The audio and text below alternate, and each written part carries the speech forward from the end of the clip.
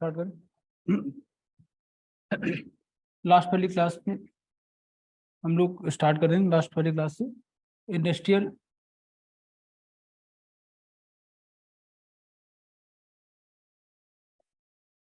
Policy 1948 and importance क्या है इसका। यहाँ पर हमने बोला था nature of Indian economy will be next.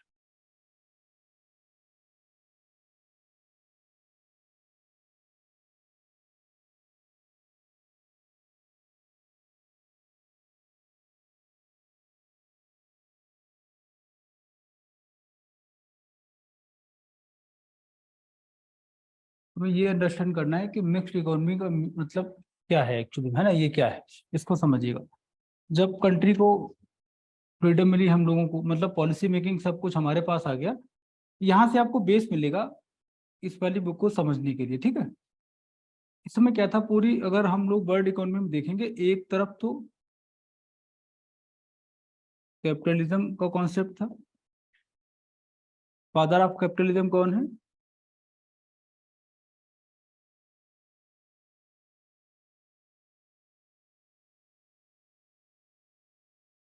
Adam Smith. Concept of capitalism given by Adam Smith, correct. अगर आप एग्जांपल लिखेंगे तो यूएस। तो एक तरफ कॉन्सेप्ट कौन सा था, कैपिटलिज्म, एंड सेकंड अगर आप देखेंगे कॉन्सेप्ट जो चल रहा था सोशलिज्म।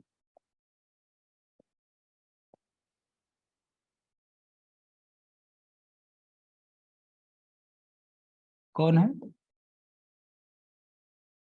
Karl Marx. और ये कॉन्सेप्ट किस इकोनॉमी में था? उसमें USSR.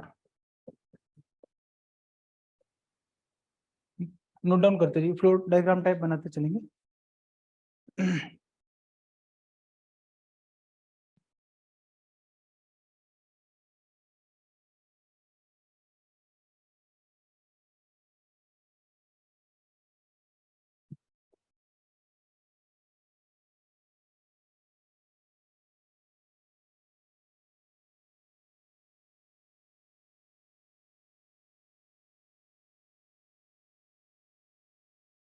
Father of economics Adam Smith.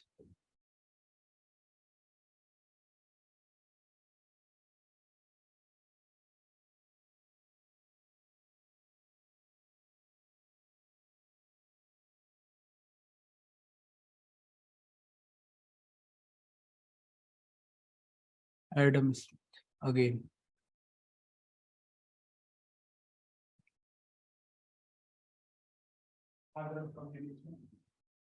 वो अलग चीज, अभी इसको ऐड नहीं करेंगे, थोड़ा वेट कर लीजिए, ठीक है।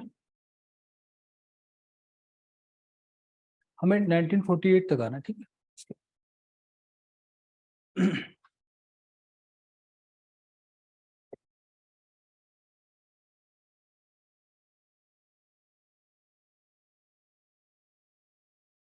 Father of economics Adam Smith and father of modern economics also Adam Smith.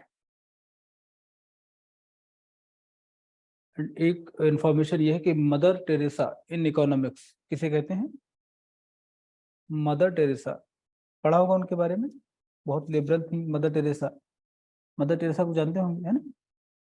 तो ऐसे ही एक इकोनॉमिस्ट है इंडिया के, बहुत लिबरल, है ना, अमर्त्य सेन, जिनको नोबेल प्राइज भी 1998 में मिला, ठीक है। तो लिख लीजिएगा, mother Teresa in economics, mother Teresa in economics, Amartya Sen. और इनको नोबेल प्राइज मिला है 1998।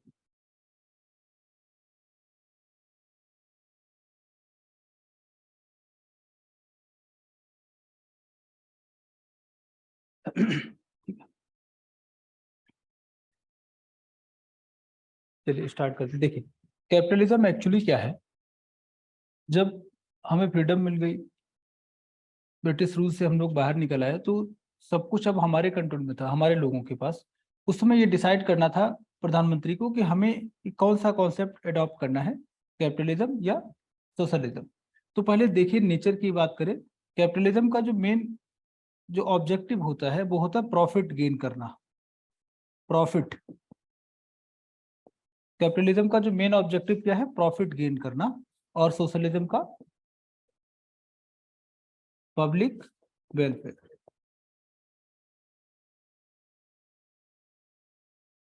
ठीक है, ये इनका मेन ऑब्जेक्टिव है दोनों का। और आप देखिएगा जब हमें फ्रीडम मिली, जिस समय हम लोग आजाद हुए ब्रिटिश रूल से, उसमें हमारी जो भी पॉपुलेशन थी, मान लिया 100% पॉपुलेशन है, तो इसका नियर बाई 20% ये रिच लोग हैं, अमीर हैं, एंड 80% पॉपुलेशन आपकी ये थी पुअर थी, गरीब थी। तो गरीब लोगों को चाहिए, इनको फेवर कौन सा मॉडल करेगा, सोशलिज्म वाला, एंड जो 20% इनको फेवर क्या करेगा, कैपिटलिज्म का। उसमें पाकिस्तान भी, जिन्ना इनको बुला रहे थे कि आप लोग आ जाइए, इन्वेस्टमेंट कहाँ करें, हमारे यहाँ की करें, और नहीं पाकिस्तान जाना है तो लंदन चले जाइए, पैसे की जरूरत तो सबको है। आपको क्या करना है, अगर आप कैपिटलिज्म के मॉडल को अडॉप्ट करते हैं तो ये 20% आपके पास रहेंगे, लेकिन जिन लोगों ने आपको फ्रीडम दिलाई है, जो गरीब हो गए आज़ादी दिलाने में, वो कहाँ जाएंगे फिर। तो पंडित नेहरू के बाद ये थोड़ा सा प्रॉब्लम थी, चैलेंज था कह सकते हो, कि हमें क्या करें। तो उन्होंने बोला कि हम अपनी इकोनॉमी में कैपिटलिज्म के भी फीचर्स ऐड करेंगे एंड सोशलिज्म के भी करेंगे, दोनों को मिक्स कर दिया, इसीलिए हमारा मॉडल क्या हो गया, मिक्स्ड इकोनॉमी। ठीक है, ऐसा क्यों किया गया, समझ आई बात। ताकि हमें कैपिटलिज्म इसलिए लिया ताकि जो रिच लोग है, जो रिच पॉपुलेशन है, वो भी सरवाइव करे, एंड सेम टाइम आपको 80% कौन से लोग कंसिडर करने हैं, जो कि गरीब हो गए आज़ादी दिलाने में। इसलिए हमारा मॉडल क्या हो गया, मिक्स्ड इकोनॉमी। करेक्ट है, ये बेसिक चीजें हैं। इसके बाद आप जो है एनसीईआरटी को, जो हम चैप्टर अभी स्टार्ट करेंगे, तो आप और अच्छे से इसको समझेंगे। यहाँ तक ठीक है, चलिए।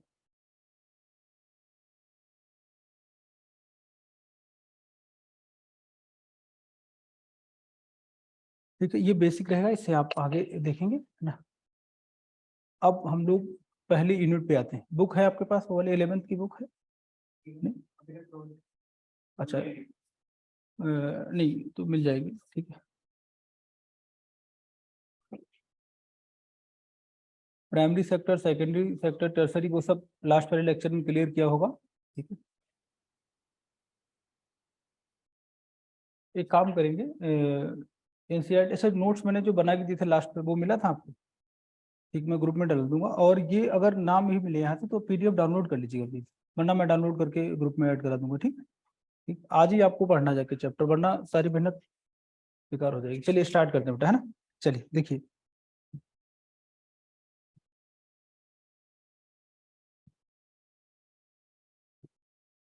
हमारे जो यूनिट नंबर 1 है, आपकी जो बुक आपको मिलने वाली है, उसमें यूनिट नंबर 1 की हम लोग बात करेंगे। और उसमें ये देखना है कि जब आपका कंट्री, मतलब हमें ब्रिटिश रूल में थे, उससे पहले थे। देखिए क्या है कि बिफोर समझना है आपको, है ना, पढ़ना सिर्फ नहीं है।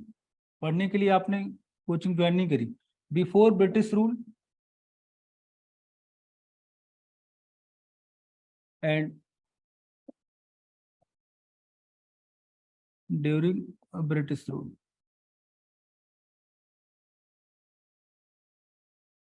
ठीक, इसको आप समझेंगे पहले, है ना, अंडरस्टैंड करेंगे क्या था।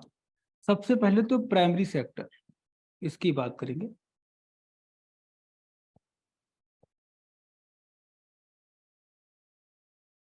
प्राथमिक क्षेत्र, है ना। इसमें क्या हो जाएगा, एग्जाम्पल में हम लोग बात कर रहे थे, तो अभी एग्रीकल्चर ही देखेंगे।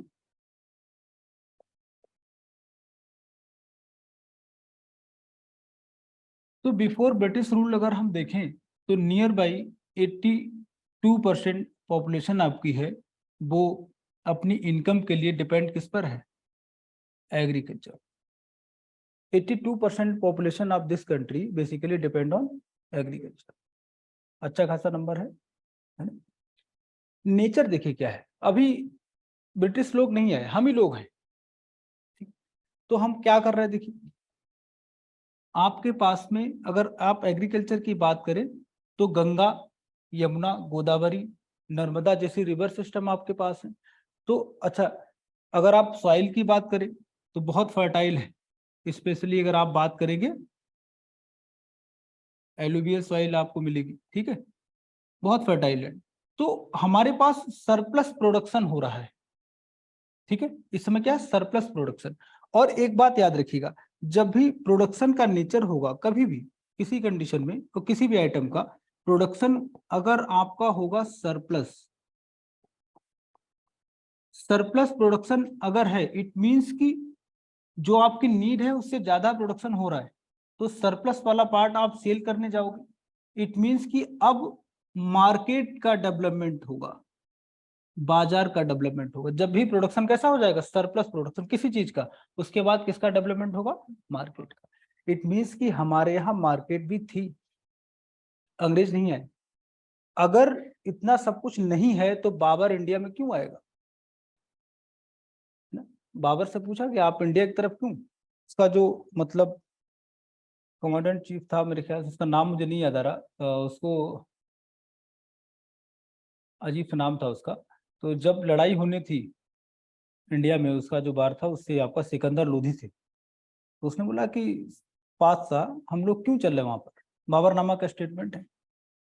तो वो लिखते हैं कि उन्होंने फिंगर किया है इंडिया की तरफ कि भारत का जो हरा भरा क्षेत्र है ना, जो ग्रीन कवर हमें दिखाई दे रहा, अपनी तरफ खींच रहा, और इसीलिए हम अपने पसंदीदा खरबूजे, लिखा हुआ मस्क मिलन, उसे पसंद थे खरबूजे बाबर को, तो हम वो खरबूजे छोड़ के अब यहाँ पर आएंगे।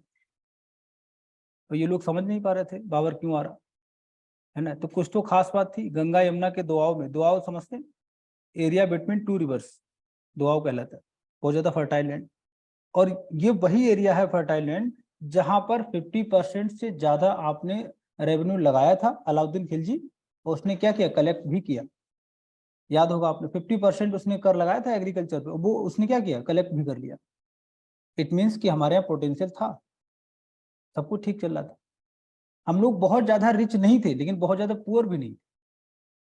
हमारे यहाँ एक्सपोर्ट होता था, एक्सपोर्ट करते थे।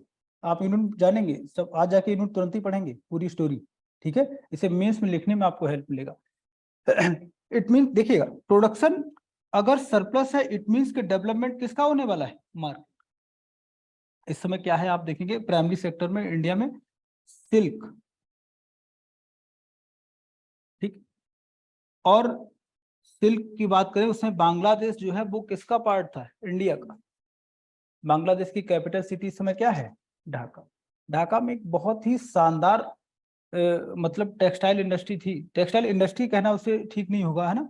तो बहुत अच्छा कपड़ा बनता था, ठीक है, कॉटन से बनाते थे। और ये एग्जांपल था आपका टेक्सटाइल का।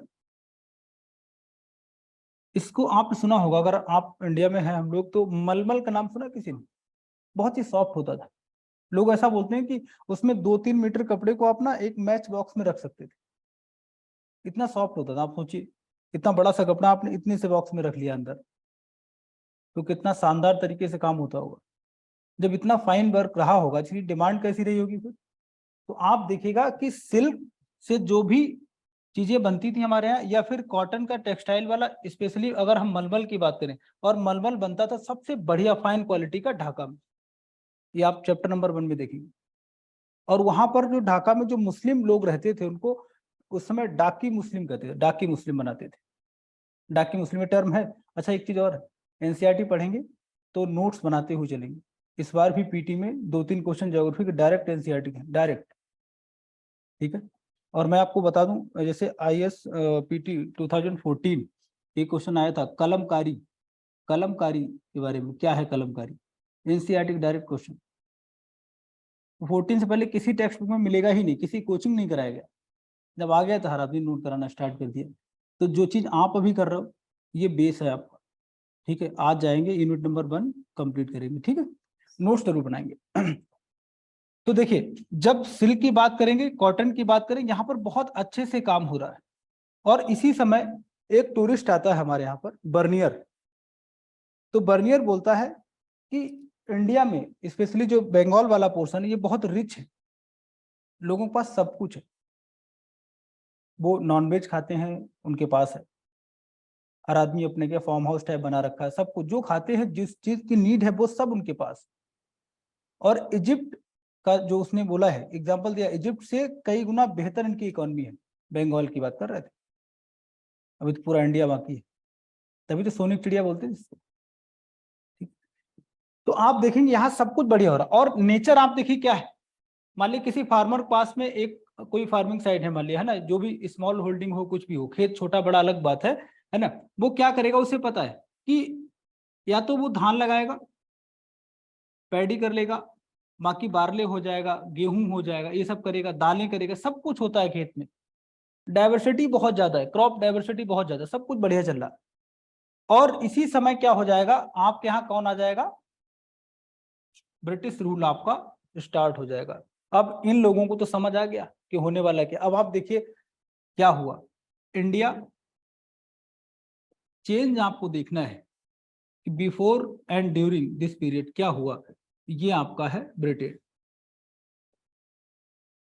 रॉ मटेरियल फ्रॉम इंडिया, आप देखेंगे रॉ मटेरियल कहां जा रहा है, इंडिया से जाएगा। कॉटन, सिल्क, बहुत सारी चीजें, रॉ मटेरियल कहां जा रहा, ब्रिटेन जा रहा। और ब्रिटेन से यही प्रोडक्शन बन के फिर से किसके लिए आ रहा, जो प्रोडक्ट आपने बनाया हुआ है, ये सब आप कहाँ सेल करने आएंगे, इंडिया में आएंगे, हमारी चीज। अब आप सोचिए, रॉ मटेरियल जब मैक्सिमम ब्रिटेन चला जाएगा तो supply of raw material in India decrease हो जाएगी। नेचर आप समझिए कैसे उन्होंने ट्रैप किया आपको। एक बेसिक रूल होता है, जब भी सप्लाई कम अगर होती है और डिमांड में कोई चेंज अगर नहीं है, तो प्राइस क्या हो जाएगा, ऑटोमेटिकली बढ़ जाता है। ठीक है, रॉ मटेरियल की सप्लाई कम कर दी, तो इंडिया में जो चीज भी, जिसकी मैन्युफैक्चरिंग आप करेंगे, जो चीज तैयार करेंगे, उसका प्राइस ऑटोमेटिकली क्या हो जाएगा, इंक्रीज हो जाएगा। आपको कैसे ट्रैप किया, रॉ मटेरियल सारा ब्रिटेन मंगा लिया, यहीं पर चीजें तैयार करेंगे, और फिर जो चीज तैयार होगी, प्रोडक्ट बनेगा, वो सब कहाँ सेल किया जाएगा। तो हम क्या बन गए, इनके क्लाइंट बन गए। एक्सपोर्ट क्या कर रहा है, कच्चा माल, इसका पैसा नहीं मिलेगा आपको ढंग से। क्या कर रहे हैं आप, क्या करा है, इंडिगो कराया गया, पता होगा आपको, तो उसका भी इम्पैक्ट देखेंगे क्या। आप देखिए आप क्या बन गए, हम लोग इंपोर्ट कर रहे हैं, तो डबल बेनिफिट। देखिए इंपोर्ट करेंगे तो यहाँ पर भी प्रॉफिट यही गेन करेंगे, और रॉ मटेरियल से जो बनाएंगे यहाँ पर भी प्रॉफिट होगा। इसके अलावा जो सेकंड पॉइंट आप देखेंगे, जो नहीं हमें समझ आता, वो ये है, हम लोग भूल जाते हैं बात, प्रोडक्शन कहाँ हो रहा है, इन ब्रिटेन। तो जॉब क्रिएशन कहाँ पर होगा, एम्प्लॉयमेंट क्रिएशन कहाँ पर होगा, रोजगार कहाँ मिलेगा लोगों को, ब्रिटेन में।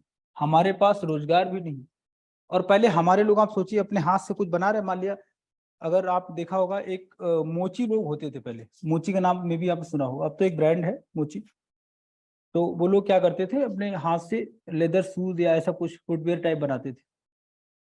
मान लिया मैं मोची हूँ, और मैंने 4-5 घंटे लगा करके कुछ बनाया, तैयार किया है, तो मैं ध्यान में रखूंगा रॉ मटेरियल की कॉस्ट निकल आए, ठीक है, और कुछ प्रॉफिट हो जाए, ताकि फैमिली की जरूरतें, अपनी जो भी नीड है वो फुलफिल हो जाए। करेक्ट है, यही अप्रोच रहेगी अगर आप भी कोई काम करेंगे। अब मैंने क्या किया, अपने हाथ से कुछ बना के तैयार करके दिया, तो हो सकता है आपके पैर में चुभे, लेदर चूंकि टाइट हो जाता है ना, उसमें कुछ लगाएंगे, पिन वगैरह लगाते हैं, कुछ कई बार ऐसा होता है ना, ब्लड निकल आता है, लोगों देखा होगा नए। अब तो खैर ये ऐसा कुछ रहा नहीं है, शायद आपके घर में दादाजी ने वगैरह पहना, उनसे पूछिएगा, ऐसा होता था। अब आप सोचिए कि मैं 10 रुपए का, 10 रुपीज का रॉ मटेरियल लेके आया, बाकी चीजें मेहनत करी, तो मैं उसका प्राइस उसी हिसाब से रखूंगा, और ब्रिटेन वालों ने मशीन से बना करके आपके घर पे भेज दिया, वो 2 पैसे कम में मिलेगा और कंफर्टेबल ज्यादा होगा। तो किसका सेल होगा, उनका। मैं कारीगर हूँ, स्किल्ड पर्सन हूँ, चीजें बनाना जानता हूँ, लेकिन अब कोई खरीद नहीं रहा, तो मेरा काम क्या हो गया, खत्म हो गया। जरा बात से नेचर देखिए कैसे इकोनॉमी को ट्रैप किया, कैसे मैं गरीब बनाया। सोने की चिड़िया मतलब ये थोड़ी चिड़िया सोने की थी, मतलब हर आदमी के पास काम था यहाँ। बहुत अमीर नहीं थे तो बहुत ज्यादा ये स्थिति नहीं थी कि हाँ करोड़ों लोग भूखे सो जाते हैं आजकल, हंगर इंडेक्स पढ़ते होंगे इंडिया में, जो हालत है, ऐसा नहीं था। तो आप कंडीशन देख कैसे ट्रैप किया गया, हमारे जो स्किल्ड पर्सन थे उनका काम छीन लिया, वो कहाँ चलेगा, काम छिन गया। अभी मालिक हो आप, है ना, मालिक है, अपना काम कर रहे हैं, काम खत्म हो गया, मजदूर बन गए। बात समझ आ गई, तो मालिक से मजदूर किसने बनाया, अंग्रेजों ने बनाया। ठीक है, इस चीज को आप समझने की कोशिश करिए कि कैसे हमें ट्रैप किया गया। अब इसके बाद देखेंगे, जबकि अगर हम लोग बात करें कृषि योग्य जो एग्रीकल्चर हम लोग करते हैं, तो हर जगह तो नहीं कर सकते। इसके लिए हमें कैसी लैंड चाहिए? अरेबल लैंड चाहिए। और आपको पता है रैंक 1 पूरी दुनिया में सबसे ज्यादा मैक्सिमम किसके पास है? Arable land. क्या जाना बेटा? अच्छा अच्छा, तो यहाँ पे दिखेगा अरेबल लैंड मैक्सिमम रसिया के पास नहीं। मैक्सिमम एरिया किसके पास है? रसिया के पास है ना।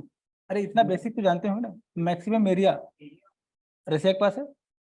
तो कायदे में तो एग्रीकल्चर वाला लैंड भी तो उनके पास ज्यादा होना चाहिए, क्योंकि एग्रीकल्चर के लिए आपको क्लाइमेट की एक बेसिक कंडीशन चाहिए होती है। रसिया में जो साइबेरिया वाला रीजन है वहां पर एग्रीकल्चर पॉसिबल है ना। तो अरेबल लैंड मैक्सिमम है चाइना के पास, बोला आपने, यूएसए के पास, और रैंक 2 इंडिया। ये नोट कर लेना। थर्ड पर चाइना। इस बार आईएसपीटी में क्वेश्चन आया था, स्टेटमेंट आप देख लीजिएगा, अभी आया था संडे को। ये सारी इन्फॉर्मेशन उठा लिखते रहा करो, है ना, काम आएगा आगे। नहीं दिख रहा?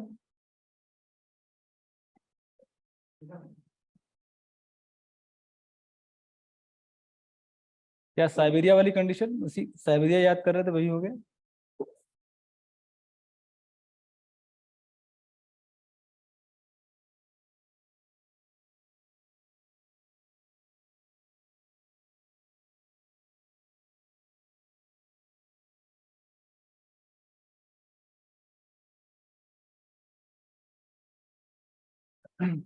जो भी टूरिस्ट आता था वो देख के पागल हो जाता था, इंडिया इतना रिच कैसे। हमारे यहाँ पर जो हम लोग जिसको मलमल बोलते हैं, मुस्लिन ना, इसको मुस्लिन लिखिएगा, मुस्लिन, इसको मलमल बोलते हैं हम लोग, है ना, मुस्लिन। ठीक है, और ये कहाँ पे बनता था? ढाका। जो मुस्लिम बनाते थे वो डाकी मुस्लिम होते थे, डाकी मुस्लिम। ठीक है, तो आप देखिए सब कुछ रिच चला, अचानक क्या हो गया कि हम लोग मजदूर बन गए। कुछ तो ऐसा है जो नहीं होना चाहिए था, है ना। उसको आप देखिए कैसे हुआ होगा ये सब चीजें, है ना। आगे देखिए, अब फार्मर्स को एक चैलेंज और फेस करना पड़ा ब्रिटिश रूल में। हमारे यहाँ पर जो है मैक्सिमम एक कॉन्सेप्ट आपने सुना होगा, हिंदू ग्रोथ रेट। नाम सुना आपने हिंदू ग्रोथ रेट का? कोई बात नहीं, इसको नोट करके लिख लीजिएगा। इस बार करंट अफेयर्स में था, डॉक्टर रघुराम राजन ने बोला था इंडियन इकोनॉमी में जो ग्रोथ रेट है वो क्या है? Hindu growth rate. ठीक, तो करंट अफेयर्स का भी ये पार्ट हो जाएगा, और फिर इसको हम लोग जोड़ेंगे, कनेक्ट करेंगे Hindu growth rate. It means कि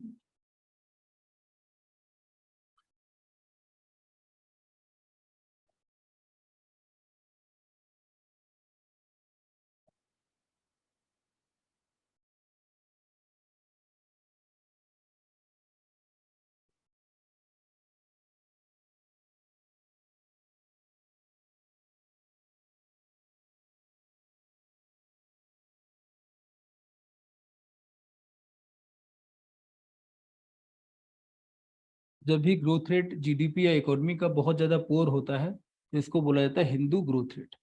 ये कॉन्सेप्ट दिया था, जो यहाँ पर लिख लीजिएगा।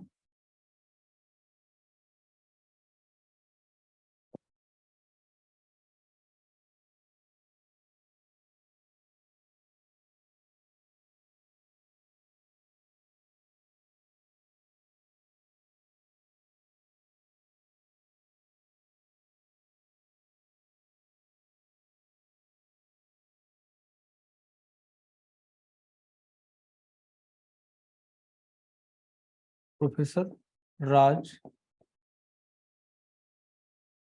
कृष्णा। हिंदू ग्रोथ रेट का कॉन्सेप्ट किसने दिया था? प्रोफेसर राज कृष्णा। फिलोसफी क्या है?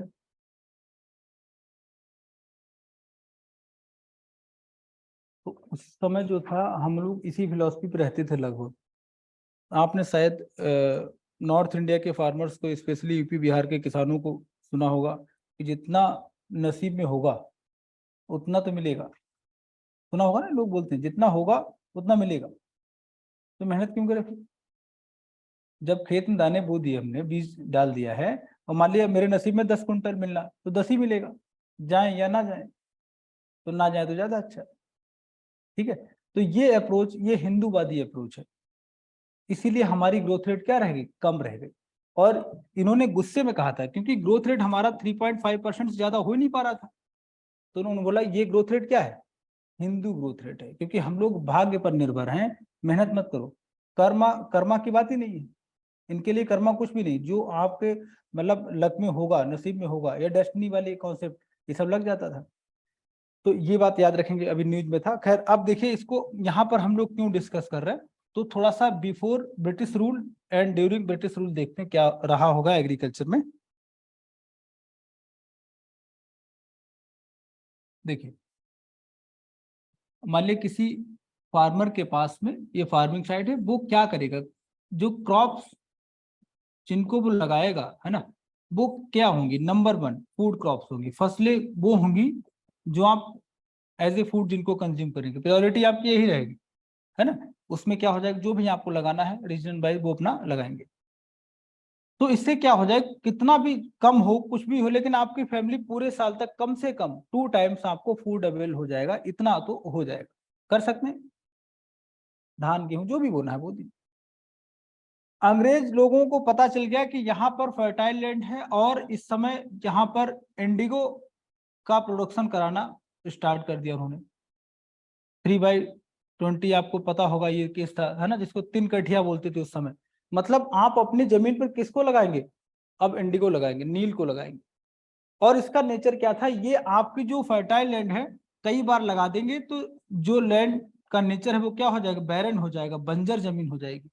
ठीक है, तो आपके खेत में बड़े हिस्से में क्या लगाएंगे, जबरदस्ती लगाया जाता था इंडिगो, और थोड़े से एरिया में आपने फूड वाली जो भी क्रॉप लगा दी आपने, है ना। तो आप देख, अगर क्लाइमेट चेंज है, उसमें फ्लड आ जाता है, ड्रॉट पड़ जाएगा, और कम फसल अगर हो गई, इंडिगो का तो पैसा मिलेगा नहीं, भाई अंग्रेज हैं, जैसे चाहे वैसे करा लें आप, और आपकी थाली से खाना भी गायब हो जाएगा। तो आप देखेंगे हंगर के बड़ा इशू था, भूखमरी बहुत ज्यादा हुई थी इस समय। हम लोग क्या करेंगे, अपने क्लाइमेट के अनुसार चीजें करेंगे, तो ये चेंज आया एग्रीकल्चर में, स्पेशली आपके रूरल इकोनॉमी। ठीक है, और ऐसा कहा जाता है कि कोई भी इंग्लिश जो है वो यहाँ पर आकर के मतलब कोई भी अंग्रेज हंसा नहीं, स्माइल नहीं किया उसने आपके लिए, सिर्फ अपने लिए। जो भी पॉलिसी मेकिंग थी उनकी, वो सब किसके लिए थी, अपने लिए थी। मेंस में क्वेश्चन आया हुआ है कि उन्हीं के टूल से हमने उन्हीं की कैद को जो है तोड़ दिया, जो ट्रैप था वो ट्रैप ओपन कर दिया, शायद 13 या 14 मेंस का क्वेश्चन। डलहौजी ने क्या किया, ट्रांसपोर्ट को डेवलप किया, है ना, रेलवे का डेवलपमेंट किया। अगर रेलवे ना होता तो बाबा गांधी क्या चंपारण वगैरह आ पाते था, मुश्किल था थोड़ा सा, पूरा देश इतनी आसानी से घूम पाते नहीं। तो उन्हीं के टूल्स को हमने फिर यूज किया लास्ट। ये क्वेश्चन आ चुका है मेंस में। तो आप देखेंगे ये आपकी इकोनॉमी है। अब इंडस्ट्री की बात करेंगे, इंडस्ट्री की अगर बात करें, ये तो एग्रीकल्चर में चेंज आया। हमारे यहाँ ब्रिटिश रूल से पहले कोई भी अगर टूरिस्ट आता था, उसे यही नहीं यकीन होता था ये लोग ऐसे इतना हैप्पी क्यों है, इतना रिच क्यों है। और जिनके मतलब आप देखिए, अगर आपको 2 टाइम्स फूड आसानी से अवेल अगर होता है, तो आपके मन में आइडियाज आएंगे, है ना। तो फिलोसफी का डेवलपमेंट कहाँ होगा, भारत में होगा। बुद्धिज्म हो, कोई भी कॉन्सेप्ट अगर हो, कहाँ आएगा। और पेट में कुछ गया नहीं, आप बोलो सर कुछ बताइए, यही बताऊंगा कि बताइए बेटा एड्रेस बताओ, रेस्टोरेंट का एड्रेस क्या है। भाई सबसे पहले तो क्या होना चाहिए। इसीलिए साउथ इंडिया में सबसे पहले भक्ति स्टार्ट कहाँ पर हुई, साउथ इंडिया। वो ज्यादा हमसे समृद्ध थी, ज्यादा वहां पर, ठीक है, इनकम लोगों की ठीक थी। तो इंडस्ट्रियल डेवलपमेंट की अगर आप बात करेंगे, हमारे यहाँ पर बहुत बड़े स्केल पर इंडस्ट्री नहीं थी, लेकिन हम लोग कुछ काम करते रहते थे। हमारी इंडस्ट्री में जो मेन पार्ट था, वो एक तो सिल्क उत्पादन, सिल्क टेक्सटाइल यूज करते थे, कॉटन से, ये सब हम लोग एक्सपोर्ट करते थे। और हैंडीक्राफ्ट की बहुत सारी चीजें थी, लिख लीजिएगा इंडस्ट्री में, silk textile, cotton based textile, handicraft, ये सब इंडस्ट्री का मेजर पार्ट था, जिसको हम एक्सपोर्ट करके पैसा कमाते थे। ठीक है, सिल्क बेस्ड आपका टेक्सटाइल हो जाएगा, कॉटन बेस्ड हो जाएगा, हैंडीक्राफ्ट हो जाएगा। एंड उसके बाद हम लोग क्या करते, जो कीमती स्टोन थे ना, स्टोन्स, उनको लाते थे रॉ वाले उठा के, उसको फिर अलग अलग चीजों में बनाना है ना, जेम्स ले आते थे ज्वेलरी में बना करके, फिर हम लोग क्या करते थे, रीसेल करते थे। तो इंडस्ट्री की खूब अच्छी खासी पहचान थी यहाँ पे। ठीक है, ये इंडिया था। और अंग्रेजों ने देख लिया, उनसे नहीं बर्दाश्त हुआ, है ना। हमारे यहाँ सबसे पहले कौन आया था, पुर्तगीज आए थे। और वो जैसे इंडिया में आया, क्या लेके गया, मसाले। हमारी पहचान क्या हो गई, मसाले वाले देश की पहचान हो गई, है ना। इसीलिए मसाला बॉन्ड यहाँ पे जारी किया, बताएंगे आगे कभी पढ़ेंगे, मसाला बॉन्ड का नाम जानेंगे। ठीक है, तो मसाला मतलब क्या, वो लेके गया, उसको 60 टाइम ज्यादा प्रॉफिट हुआ, वो पागल हो गया देख के, फिर से इंडिया आया और पूरे यूरोप में बात फैला दी कि इंडिया जाइए, वहां से ट्रेड करिए, प्रॉफिट क्या हो जाएगा, ज्यादा हो जाएगा। तो आप देखिए ना, सही कंपनी जब आती है, ब्रिटिश इंडिया कंपनी जब आएगी, तो उसका पहले उसने क्या बोला कि हम क्या करना चाहते हैं, ट्रेड, व्यापार करेंगे। और धीरे धीरे फिर सब कुछ हो गया उन्हीं का, फिर हम लोग कुछ नहीं रहेगा, सारा कुछ हो गया, है ना। तो मतलब आप एक चीज देखेंगे, इंडस्ट्री हमारी अगर रिच ना होती, आप बताइए क्या कोई ब्रिटिश कंपनी आती, नहीं आती, ऑब्वियस सी बात नहीं आती। ये लोग आज हमें लेसन देते, नहीं आपके यहाँ ह्यूमैनिटी नहीं है, ह्यूमन राइट्स नहीं है, हमारे सब कुछ है। मैं आपको बताऊंगा इंडस्ट्रियल डेवलपमेंट इन ब्रिटेन कैसे हुआ, उसका इम्पैक्ट आप देखेंगे फिर हमारे यहाँ पर दिखाई देगा। जैसे अगर आप ब्रिटेन की बात करें, क्योंकि जो भी बैड प्रैक्टिसेस थी, वो सब ब्रिटेन से ही हमने अडॉप्ट की या आ गई। अगर आप देखेंगे इंडस्ट्रियल रेवोल्यूशन कहाँ पर हुआ, पहले इंडस्ट्रियल, अगर आप बात करें तो ये होगा है ब्रिटिश, मतलब ब्रिटेन में होता है ना। अब ये क्या है, इसने चेंज क्या कर दिया, थोड़ा सा समझने की कोशिश करेंगे उसके, और यहीं से जो आइडिया सब इंडिया में आते हैं। पहले क्या होता था कि रॉ मटेरियल, जरा देखेंगे रॉ मटेरियल में, मान लिया हमारे यहाँ से, वो इंडिया से उन्होंने कॉटन लिया, और कॉटन से वो कुछ चीज बनाएंगे। तो पहले क्या होता था, जैसे हमारे यहाँ पर ना हैंडलूम वाले लोग ना हथकरघा टाइप चलाते इस तरीके से कुछ, तो ऐसे वहां होता था, बड़ी बड़ी मशीनें थी, तो उसमें छोटे छोटे होल थे, उसमें ना कॉटन के थोड़ा थोड़ा पीस ऐसे करके निकाल के उसमें डाला जाता था, फिर वो ऐसे थ्रेड बनता था, धागा बनता था। और जिसका सॉफ्ट हाथ रहेगा वो अंदर तक जा पाएगा, अच्छे से धागा बना पाएगा। किसके होते हैं, बच्चों के, तो फीमेल्स के। तो उन्होंने क्या किया, अब आप जरा देखिएगा स्ट्रक्चर कैसे जो उनका चेंज हुआ, और यही सब सीखा उन्होंने और इंडिया में इम्प्लीमेंट कर दिया। देखिए जैसे मान लिया इनका जो मेजर सिटी है वो क्या है, लंदन की बात अगर करें, तो यहाँ पर जितने भी लॉर्ड हैं वो सब यहीं लंदन में रहेंगे। ये क्या करेंगे, अपना अपना पैसा लगा करके रॉ मटेरियल मंगाएंगे इंडिया से, और आसपास के किसी विलेज में जाएंगे और लोगों को जाकर के पूरा बंडल दे आएंगे कि आप जो है थ्रेड बना के दीजिए। तो उन लोगों के पास आप देखिए आसपास बहुत सर्दी होती थी, यहाँ पर टेम्परेचर बहुत कम रहता था, तो एग्रीकल्चर करने जाओगे घर से बाहर निकलोगे, घर में ही काम मिल गया। तो लोगों ने एग्रीकल्चर करना छोड़ दिया, उसी से अपना थ्रेड बनाते रहे। भाई यहाँ से इंडिया से जाएगा कॉटन, जितने भी लॉर्ड लोग होते थे पैसा लगाएंगे, इंपोर्ट करेंगे रॉ मटेरियल फ्रॉम इंडिया, और वहां जाकर के डिस्ट्रीब्यूट कर देंगे। ठीक है, तो सारे फार्मर्स घर में बैठ, क्योंकि उन्हें काम मिलेगा, घर पे बैठे हुए काम मिल रहा है। अभी क्या हुआ कि आफ्टर सम टाइम जर्मनी में आप देखेंगे यहाँ पर मशीन बन के आ गई, मशीन बना दी जर्मनी ने, काफी जो है प्रॉब्लम क्रिएट किया, मशीन बना दी। और मशीन जब बनाई तो लंदन के आसपास आपने क्या लगा दी, यहाँ पर फैक्ट्री लगा दी। और फैक्ट्री लगा दी जब आपने, तो रॉ मटेरियल मंगाओगे, अब गांव नहीं लेके जाओगे, कहीं फैक्ट्री में ही आपका थ्रेड बनेगा, कपड़े बनेंगे और इंडिया भेज दोगे। 2-3 महीने हो गए, इन लोगों को लगा कहीं कि रॉ मतलब काम नहीं मिल रहा, जाके देखें सब कुछ ठीक है लंदन में, तो देखा वहां तो फैक्ट्री लग गई। अब 2-3 साल आपको घर पे बैठने की आदत पड़ गई, सर्दी बहुत होती थी उस समय, तो क्लाइमेट चेंज अब हो रहा है, तो एग्रीकल्चर तो कर नहीं पाएंगे आप। तो आपने क्या किया, सारे फैमिली को साथ लिया और लंदन पहुंच गए काम मांगने फैक्ट्री के पास। ठीक है, और इसलिए अब देखिए चूंकि ये बहुत ही मतलब प्राइमरी एरिया, पॉश एरिया, यहाँ पे तो घर मिलेगा नहीं, तो आप क्या करेंगे, आउटर सर्किल में घर बनाएंगे। स्लम्स वगैरह आपको देखेंगे, डेवलपमेंट किसका हो जाएगा, स्लम का डेवलपमेंट हो जाएगा। झुग्गी झोपड़ी वगैरह जैसे इंडिया में सब, ये कॉन्सेप्ट वही है। तो सारे लोग कहाँ जाके रहने लगे, लंदन के आउटर सर्किल। ठीक है, अब यही सब इन्होंने सीखा और यही सब बाद में इंप्लीमेंट कहाँ कर दिया इन्होंने, इंडिया में। आप देखिएगा नोएडा में आपको स्लम एरिया बहुत ज्यादा मिलेगा, नया बनता हुआ, दिल्ली मिलेगा, मुंबई में तो एशिया का सबसे बड़ा है धारावी, देखा होगा। तो ये सारा कॉन्सेप्ट कहाँ का है हमारा, इम्पोर्टेड है। ठीक है, कैपिटलिज्म की जो भी कॉन्सेप्ट है, जो भी थॉट है इंडिया में, वो सब कहाँ से हमने बेसिकली अडॉप्ट किया, हमारे नहीं है। ठीक है, हमारी पूरी एग्रीकल्चर इंडस्ट्री हर सेक्टर को चेंज कर दिया ब्रिटिश रूल ने। ठीक है, आप देखिए नेचर ऑफ इंडियन फार्मर्स, आप देखेंगे अगर स्पेशली, वो क्या है, जैसे मान लीजिए मैं फार्मर, आप सब लोग फार्मर, हम लोग गांव में रह रहे हैं और मेरे घर में मिल्क प्रोडक्शन होता है, आप आ गए लेने में से, तो मैं आपसे पैसा नहीं लूंगा। और आजकल अगर आप देखें गांव में कोई अगर रहता हो, आपका जाना हो, उससे बोलिए, ऐसा नहीं होगा, आप पैसे देने पड़ेंगे आप। पहले आप कुछ भी खा लेंगे, घर पे जाएंगे, कुछ खिला के कोई भेजेगा, ये कल्चर होता था। अभी लोग बोलते नहीं, क्यों खिलाए, कुछ पैसा ही जाएगा। ये कैपिटलिज्म का थॉट हमने कहाँ से अडॉप्ट किया, हमारे यहाँ नहीं था, हमारे कल्चर में ही नहीं है। ठीक है, चाहे हिंदू की बात करें चाहे मुस्लिम, दोनों कल्चर नहीं है। अगर आप देखेंगे प्रॉपर जो मुस्लिम है, ये प्रॉपर जो हिंदू अभी भी जो फिलॉसफी को मानते हैं, आप घर पे जाइएगा, बगैर कुछ खिलाए आपको भेजेंगे नहीं। लेकिन कैपिटलिज्म जैसे जैसे स्ट्रांग होगा, तो बस अच्छा नमस्ते, काम हो गया, बस खाली करिए, यही सब होगा, है ना। आप देखेंगे चेंज आएगा। तो आपको समझना क्या, यूनिट नंबर 1 आपको ये बताएगा कि primary sector, secondary and tertiary तीनों में चेंज क्या हुआ। ठीक है, ब्रिटिश रूल के बाद क्या चेंज आया, ये आपको अच्छे से पढ़ना, पढ़ लेंगे। ठीक, आगे बढ़ते हैं, एक चेंज और मिलेगा। ठीक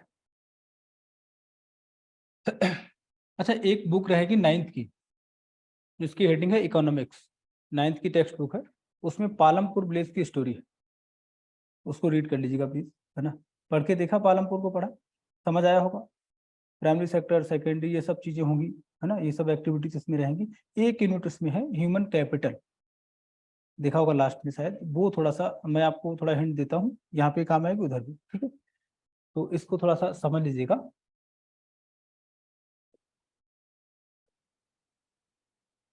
एक कॉन्सेप्ट है इसका, इसमें हम लोग जानेंगे ह्यूमन कैपिटल क्या होता है।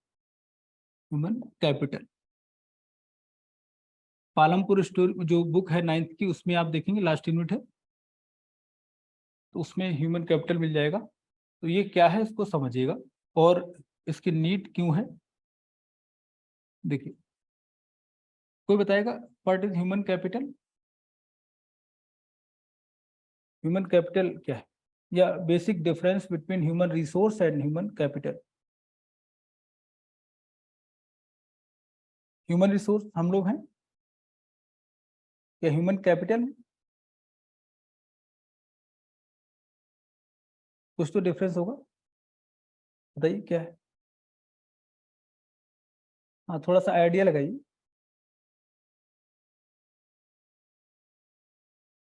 पालमपुर वाली वो बुक पढ़ी होगी, इसमें थोड़ा आइडिया लगा होगा ह्यूमन कैपिटल क्या है। अच्छा, कैपिटल क्या है, व्हाट इज कैपिटल, इनकम ना बेटा, इनकम तो अलग,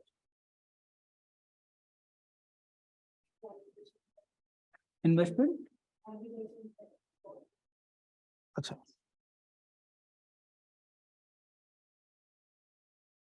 चलिए देखिए, बहुत ही सिंपल वे में समझिएगा।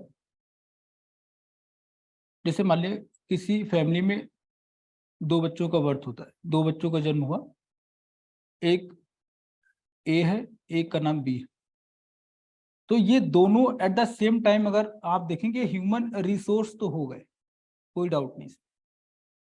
ठीक है, जितने लोग टहलते नजर आ रहे हैं सब क्या ह्यूमन रिसोर्स है, इसमें कोई डाउट नहीं।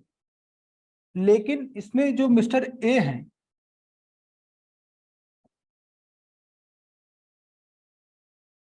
इनके पास अच्छी एजुकेशन है और हेल्थ भी इनकी अच्छी है, तो ये मिस्टर ए आपके हो जाएंगे ह्यूमन कैपिटल, मानव पूंजी। किसी ह्यूमन रिसोर्स को अगर आप दो चीजें प्रोवाइड कर देते हैं, एजुकेशन एंड हेल्थ, तो ये किस में कन्वर्ट हो जाएगा, ह्यूमन कैपिटल में। और अगर मिस्टर बी की बात करें, इनके पास कुछ नहीं है, इन्होंने पढ़ाई भी नहीं करी और हेल्थ भी इनकी अच्छी नहीं है, तो ये क्या रह जाएंगे, सिर्फ ह्यूमन रिसोर्स। तो एक बात अगर आपने मैथमेटिक्स पढ़ा होगा, ये मास्टर सेट है और इसका आपका सबसेट बना देंगे। ह्यूमन रिसोर्स तो सबके सब है, लेकिन ह्यूमन कैपिटल जो है ह्यूमन रिसोर्स का ही भाग होता है। वो लोग ह्यूमन कैपिटल हो जाएंगे जो लोग क्या है, एजुकेटेड है, ट्रेंड है, और इनकी हेल्थ भी ठीक। हेल्थ बहुत जरूरी है।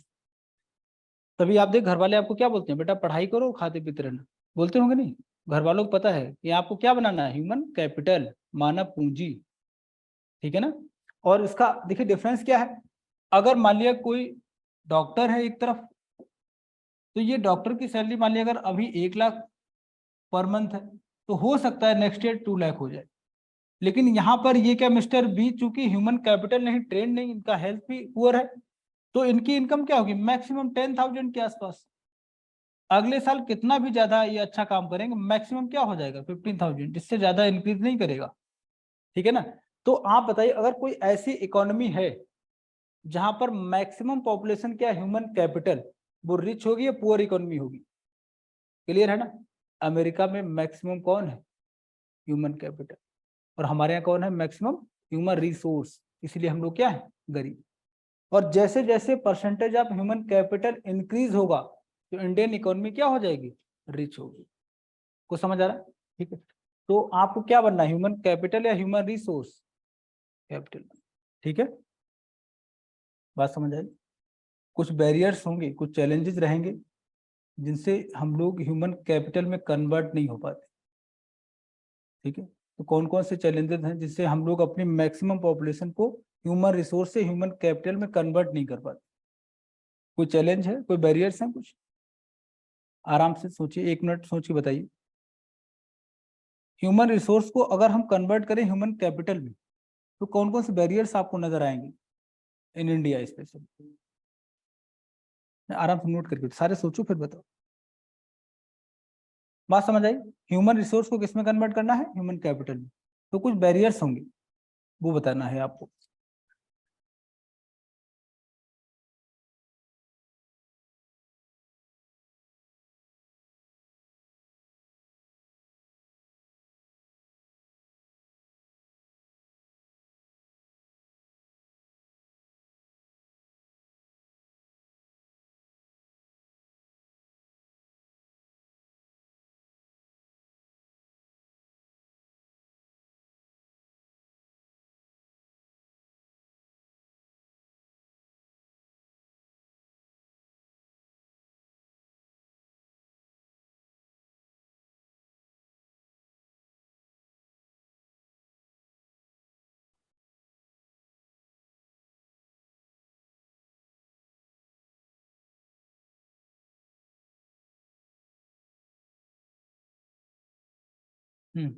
हो गया, बताइए।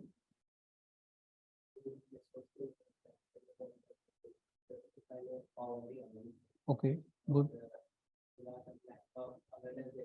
ओके, ठीक।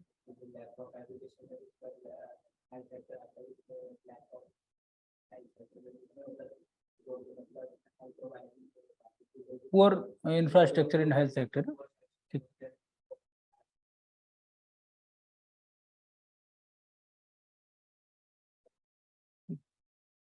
और कौन सा है,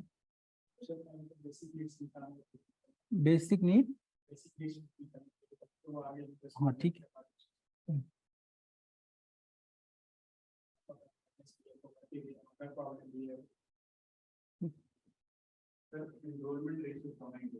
इनरोलमेंट कहाँ पर, इन स्कूल, हाँ करेक्ट बात। डेली का, हाँ, ओके। तो बेसिक रीजन बिहाइंड इट क्या होगा, पॉवर्टी, हाँ।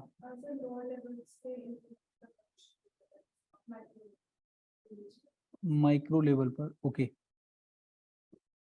चलिए माइक्रो पर देखेंगे, क्या आपने माइक्रो क्यों बोला है, ठीक है। और बताइए।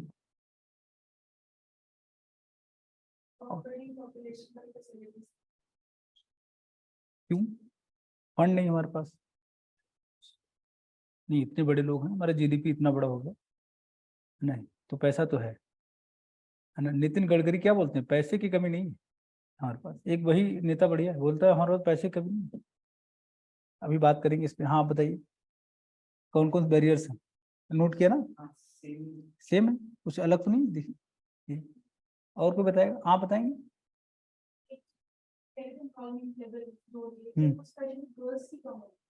हाँ ठीक है। देखिए अभी हम लोग बात करेंगे प्रॉपर कि अगर ह्यूमन रिसोर्स है ना, इसको आप ह्यूमन कैपिटल में अगर कन्वर्ट करेंगे, इट मीन्स कि आपको दो फैक्टर्स पर ध्यान देना, एक तो अपना एजुकेशन एंड दूसरा सेक्टर क्या हो जाएगा आपका, हेल्थ सेक्टर। ठीक है ना? सॉरी, हाँ, एजुकेशन का प्लेटफॉर्म नहीं मिल पाता या काम का? नहीं वो अलग बात है, अभी ह्यूमन कैपिटल बना दीजिए बस, और तो अनएम्प्लॉयमेंट अलग मुद्दा है ना, वो तो अलग देखेंगे, ठीक है, उसको नहीं लेंगे। देखिए पहला चीज तो क्या है कि अगर किसी के घर में कोई बच्चा है मान लिया, वो ह्यूमन कैपिटल में कन्वर्ट करेगा, ठीक है, तो इसके लिए पैसा लगेगा, इन्वेस्टमेंट, और इन्वेस्टमेंट मिलता है आपकी इनकम से, और आपकी इनकम है कम, इट मीन्स कि हमारे यहाँ क्या ज्यादा है, पॉवर्टी ज्यादा है। बात समझ आ गई? गरीबी है, इसीलिए गरीबी क्यों है, क्योंकि इनकम उनकी क्या है, कम। तो पॉवर्टी क्या है, गरीबी क्या है, व्हाट इज पॉवर्टी? किसे आप कहेंगे गरीब कौन है? अगर आपको कोई बोले कि एक बंदा पुअर है, तो कैसे पहचाना आपने पुअर है, गरीब है? ओके, नीड्स नहीं बेटा, बेसिक नीड्स, हाँ नीड्स नहीं, ठीक है, यही हुआ। और एक चीज पूरा स्टेटमेंट किया, अगर मान लिया मैं अपनी इनकम, माई ओन इनकम इतनी कम है कि बेसिक नीड्स फुलफिल नहीं कर पा रहा हूं, तो मैं क्या हो जाऊंगा, पुअर हो जाऊंगा। जब बेसिक नीड फुलफिल नहीं हो पा रही है, इट मीन्स कि हमारी इनकम कम है, हम बच्चों के ऊपर इन्वेस्टमेंट नहीं कर पाएंगे, तो ये भी एक बैरियर है। और इंडिया में क्या किया गया, इसीलिए तो मैंने लास्ट क्लास में बताया होगा, आर्टिकल 21A, एजुकेशन क्या है, फ्री दिया गया, राइट टू एजुकेशन आपको मिला हुआ है, आयुष्मान भारत हेल्थ के लिए मिला हुआ है, ठीक है ना? चलिए दूसरा बैरियर क्या है, दूसरा बैरियर और क्या होगा, एक तो इन्वेस्टमेंट नहीं हमारे पास, हम लोग पुअर हैं, और poor basic infrastructure, poor basic infra, and third one आप हर जगह लिख सकते हो, इतनी ज्यादा पॉपुलेशन है, इनको सब चीजें अवेल कराना थोड़ा मुश्किल हो रहा है।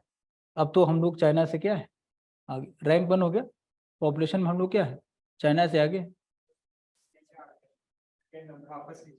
वापस नीचे आ गए, तो वापस कब आए, 2 दिन पहले हुए?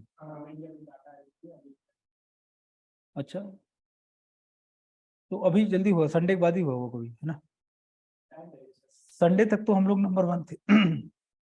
बट नंबर 2 भी आप देखिए ना, सही पैसे नहीं, इतनी ज्यादा क्राउड है, आप जरा देखिए मार्केट, जब कभी जाए, कहीं चले जाए, ट्रेन में जाए, देखा क्राउड कितनी भयंकर होती है, ट्रेन में जाए, बस में जाए, कहीं चले जाइए आप, जनरल मार्केट में जाइए, ऑटो वालों की भीड़ हो जाएगी, हर जगह क्राउड क्राउड क्राउड। और आप जापान देखिए, जापान का डेटा आपने देखा होगा, आई थिंक बीबीसी पर उनका पोर्टल पे इंटरव्यू पड़ा हुआ है।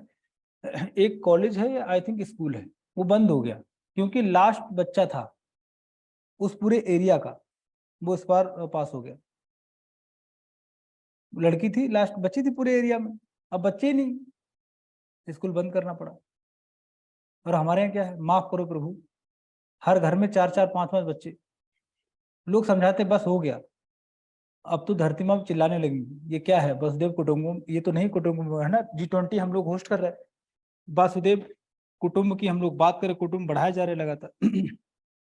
तो ये तो आप लिख सकते हो, हर जगह लिख दीजिएगा, ठीक है, ये सब चीजें हो जाएंगी। उसके बाद आप देखिए हेल्थ की बात क्या करें, अगर आप ट्रेंड हो गए, स्किल्ड हो गए, मान लिया आप डॉक्टर, इंजीनियर, टीचर कुछ भी हैं, और एक मंथ में 30 डेज होते हैं, आप फिट हैं सिर्फ 20 डेज के लिए, 10 डेज आपको लीव चाहिए, तो धीरे धीरे क्या होता है, परमानेंट लीव आपको मिल जाएगा। इसलिए आप, आपका हेल्थ अच्छा होना चाहिए, हेल्थ से प्रोडक्टिविटी बढ़ जाती है, तो ये बैरियर आपके यहाँ है।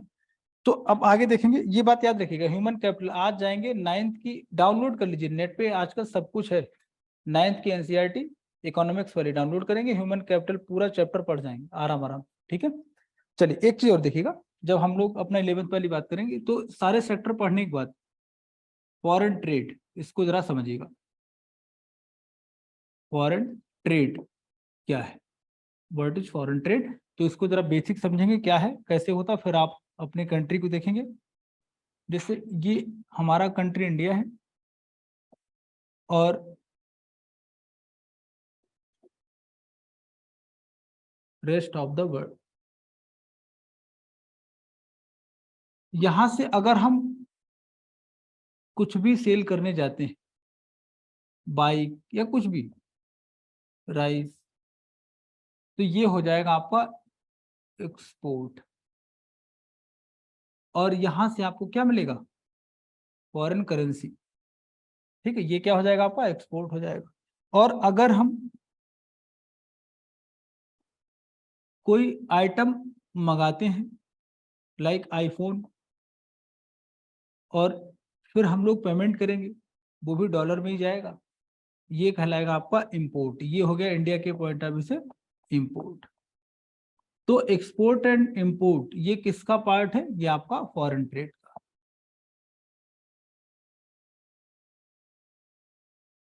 ठीक है, फॉरेन ट्रेड हो गया आपका।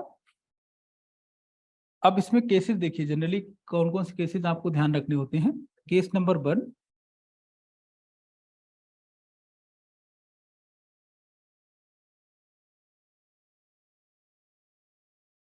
एक्सपोर्ट अगर ज्यादा आपने किया है, इंपोर्ट कम, तो इंडिया के लिए क्या हो जाएगा, ये पॉजिटिव। ठीक है, एंड इंपोर्ट अगर मैक्सिमम है तो this is negative for India, यही होगा।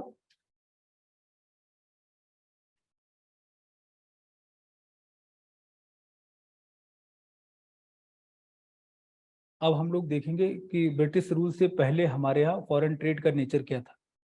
ठीक है, एंड ब्रिटिश रूल के टाइम पर नेचर कैसे चेंज होता है, ये चीज समझनी है।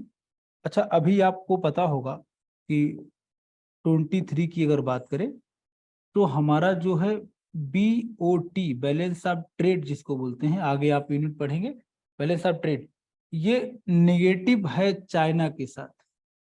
हमारे इंडिया का BOT is negative with China. It means कि चाइना से हम इंपोर्ट बहुत ज्यादा करते हैं, एक्सपोर्ट कम करते हैं। ठीक है, इसलिए आप देखें दिवाली में याद किया जाता है कि चाइना का कुछ मत खरीदो, सिर्फ दिवाली में याद आता है ना?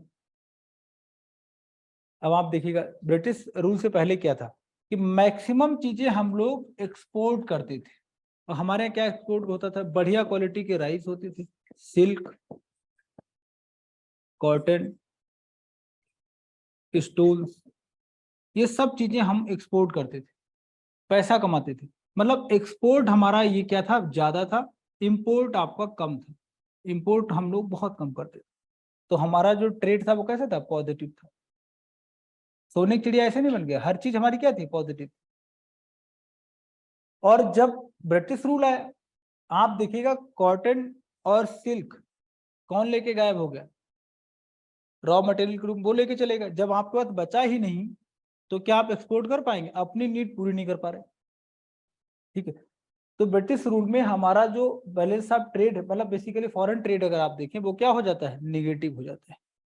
तो हर तरीके से ब्रिटिश रूल ने आपको जो है वो डैमेज किया है। बात समझ आ गई, ये आपका फॉरेन ट्रेड है। तो एक बार इसको डिटेल में पढ़ें और ये समझ आया बेटा कैसे होता है। ठीक, तो पहले क्या था, हम लोग एक्सपोर्ट करते थे बहुत सारी चीज, और भी चीजें थी। जैसे आप देख सकते हैं, चीनी हम लोग भेजते थे, कच्ची चीनी होती थी उस समय, शुगर, कच्ची चीनी बोलते हैं नॉर्थ में, शायद आपने सुना हो। हम लोग उसको, एक दो चीज और नाम है, हरियाणा या मेरठ में लोग उसको खाड़ करके बोलते हैं कच्ची चीनी। अब शायद दादाजी वगैरह सुनी होगी आप, वो नुकसान नहीं करती थी, उसमें केमिकल नहीं पड़ते थे। गुड़ बनती थी, गुड़ तो अभी भी है, एक लिक्विड फॉर्म में आती थी जिसको राब बोलते थे, और पता नहीं क्या नाम, राब बोलते थे ना। और बहुत लिक्विड हो तो उसको सीरा बोलते थे, शायद सुना हो आपने कभी, है ना। तो उन्हीं से बनती थी शुगर, वो हम बेचते थे। और पूरी दुनिया जो है मंगाती थी, क्योंकि उससे कोई नुकसान नहीं होता, एकदम नेचुरल बनती थी। ठीक है, अभी क्या हो गया, वो सब गायब हो गया। अभी हमारे यहाँ जो शुगर बनती है उसने परेशान किया हुआ है ना। खैर आगे देखेंगे। तो ये चीजें आपके हो गई हम एक्सपोर्ट करते थे, ब्रिटिश रूल में ये सब एक्सपोर्ट आपका मिनिमाइज हो जाता है, बैलेंस ऑफ ट्रेड क्या हो जाएगा आपका, फिर निगेटिव हो जाएगा। खैर उसकी कोई बात ही नहीं की गई। अब एक चीज और है, ब्रिटिश रूल जब था तो कई सारे लोगों ने कोशिश की, मतलब हमारे लोगों ने, कि हम लोग नेशनल इनकम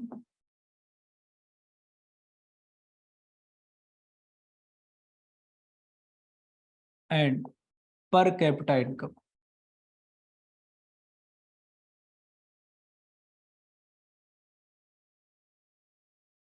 ये दोनों पता करें कि नेशनल इनकम क्या है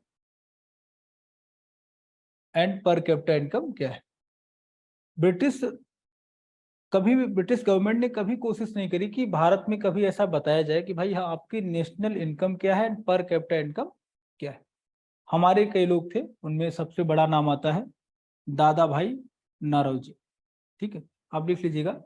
जो इंडियंस थे उनमें सबसे मेन है दादा भाई नारोजी, नाम सुना होगा। उनकी एक बुक है, नाम क्या है उनकी बुक का नाम क्या है, poverty and un British rule in India, लिख लीजिएगा।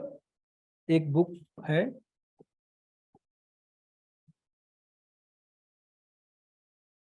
Poverty and un British rule in India.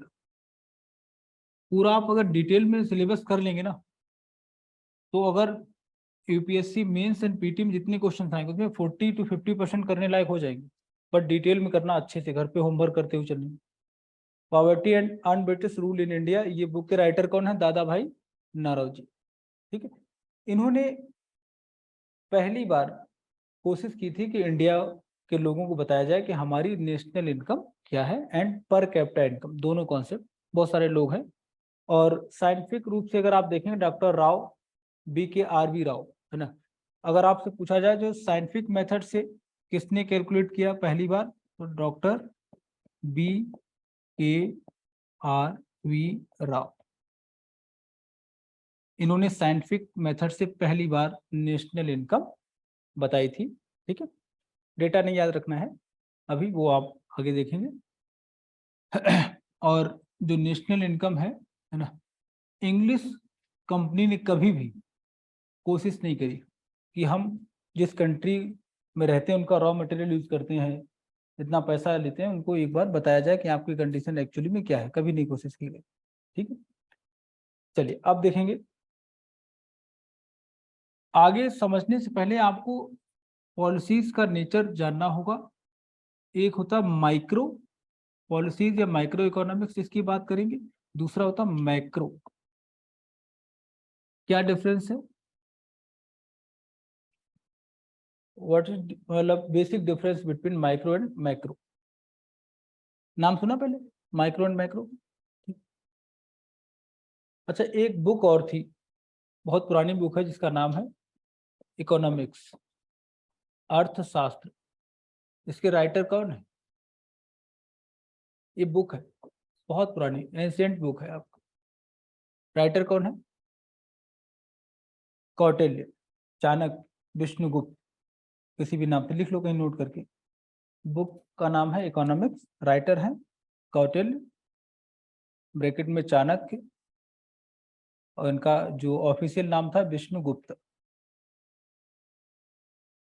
एक पीसीएस एग्जाम में पूछा गया चाणक्य का नाम क्या है, तो विष्णुगुप्त।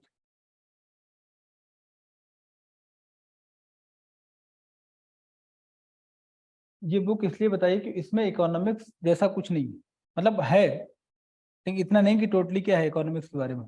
पॉलिटिकल साइंस की बुक है ना। ठीक है, इसमें इकोनॉमिक्स ऐसा नहीं कि सारा कुछ इकोनॉमिक्स का हो। देखिए माइक्रो एंड मैक्रो, अगर कोई स्कीम है या कोई पॉलिसी है, तो वो माइक्रो कब कहेंगे एंड मैक्रो उसको कब बोलेंगे।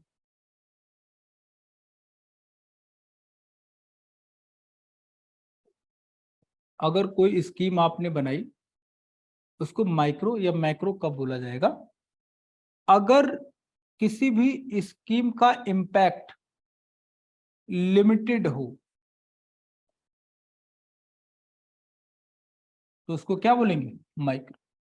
और अगर इसका इम्पैक्ट कहाँ रहे, पूरी इंडियन इकोनॉमी में नजर आए, तो आप क्या बोलेंगे, किसका पार्ट है, मैक्रो। पहली बात, ठीक। उसके बाद अगर कोई ऐसी एक्टिविटी है, कुछ ऐसा हो, जैसे अगर आपको एम्प्लॉयमेंट की बात करनी हो,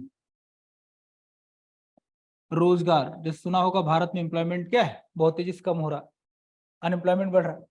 तो अनएम्प्लॉयमेंट बेसिकली माइक्रो होगा, मैक्रो होगा, माइक्रो। बेरोजगारी से पूरी कंट्री पर इम्पैक्ट पड़ेगा कि सिर्फ दिल्ली में, तो कहाँ रखेंगे, मैक्रो। बात समझ आ गई, आपको समझना है बेटा, इसके नीचे लिखते रहिए, है ना। तो अनएम्प्लॉयमेंट कहां पर आ जाएगा, मैक्रो। आएगा नहीं आएगा, जिसका इम्पैक्ट पूरी इकोनॉमी पर पड़े, ठीक है। अच्छा, जैसे मान लिया दिल्ली मेट्रो में अगर पैसेंजर्स का नंबर बहुत तेजी से कम हो रहा है, सपोज करो, तो दिल्ली मेट्रो ने एक स्कीम निकाली कि जो भी दिल्ली मेट्रो से ट्रेवल करेगा उसको एक पार्ले जी बिस्किट फ्री मिलेगा, अगर ऐसा हो जाए तो पैसेंजर्स का नंबर कहाँ बढ़ेगा, बेनिफिट किसको होगा, तो कौन सी पॉलिसी हो जाएगी, माइक। बात समझ आ गई। ऐसी कोई भी स्कीम या योजना जिसका इम्पैक्ट लिमिटेड हो, वो किसका एग्जाम्पल हो जाएगा, क्लियर है। सब बेसिक चीजें हैं, समझ आनी चाहिए, ठीक है। ओके, इन्फ्लेशन, महंगाई, मैक्रो में रखेंगे ना, महंगाई का इम्पैक्ट पूरे कंट्री पर पड़ेगा, ठीक है। तो सेकंड एग्जांपल लिखेंगे इन्फ्लेशन,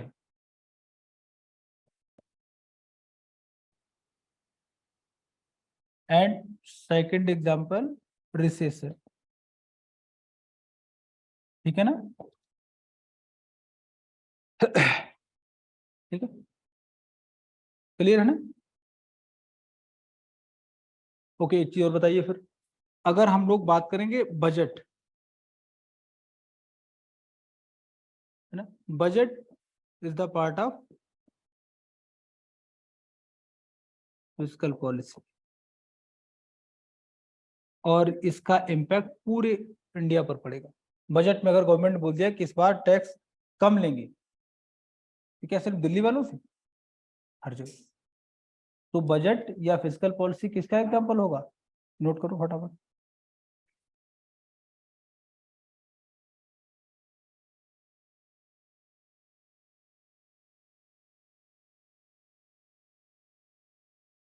ठीक है, क्लियर है ना। और और क्या हो सकता है, अगर मैं आपको बोलूं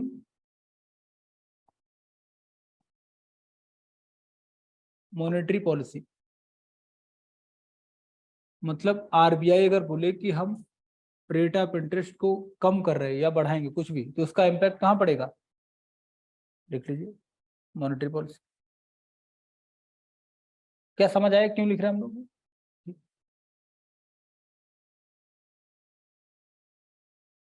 ठीक है। और ये पॉलिसी कहीं भी हो सकती है, जैसे मान लिया अगर ये कोई गांव टाइप है, तो ग्राम पंचायत मान लिया, है ना, और मैं यहाँ पर पंचायत का इलेक्शन लड़ रहा हूँ, तो दो मेथड हो सकते हैं। पहला मेथड ये है कि मैं एक एक बंदे से पूछें कि आप बताओ कि कैसे आपका वेलफेयर होगा, मैं क्या करूँ, तो उन्होंने डायरी में नोट कर लिया, तो ये अप्रोच क्या हो जाएगी, ये माइक्रो वाली हो जाएगी। आप बोलेंगे सर घर के बाहर नल लगवा दीजिएगा, है ना, और एक चेयर भी बाहर डलवा दीजिएगा ताकि बैठने में आराम हो जाए, एक कूलर बाहर लगवा दो, है ना, ये अपनी जो बेसिक नीड होगी गाँव में बोलेंगे।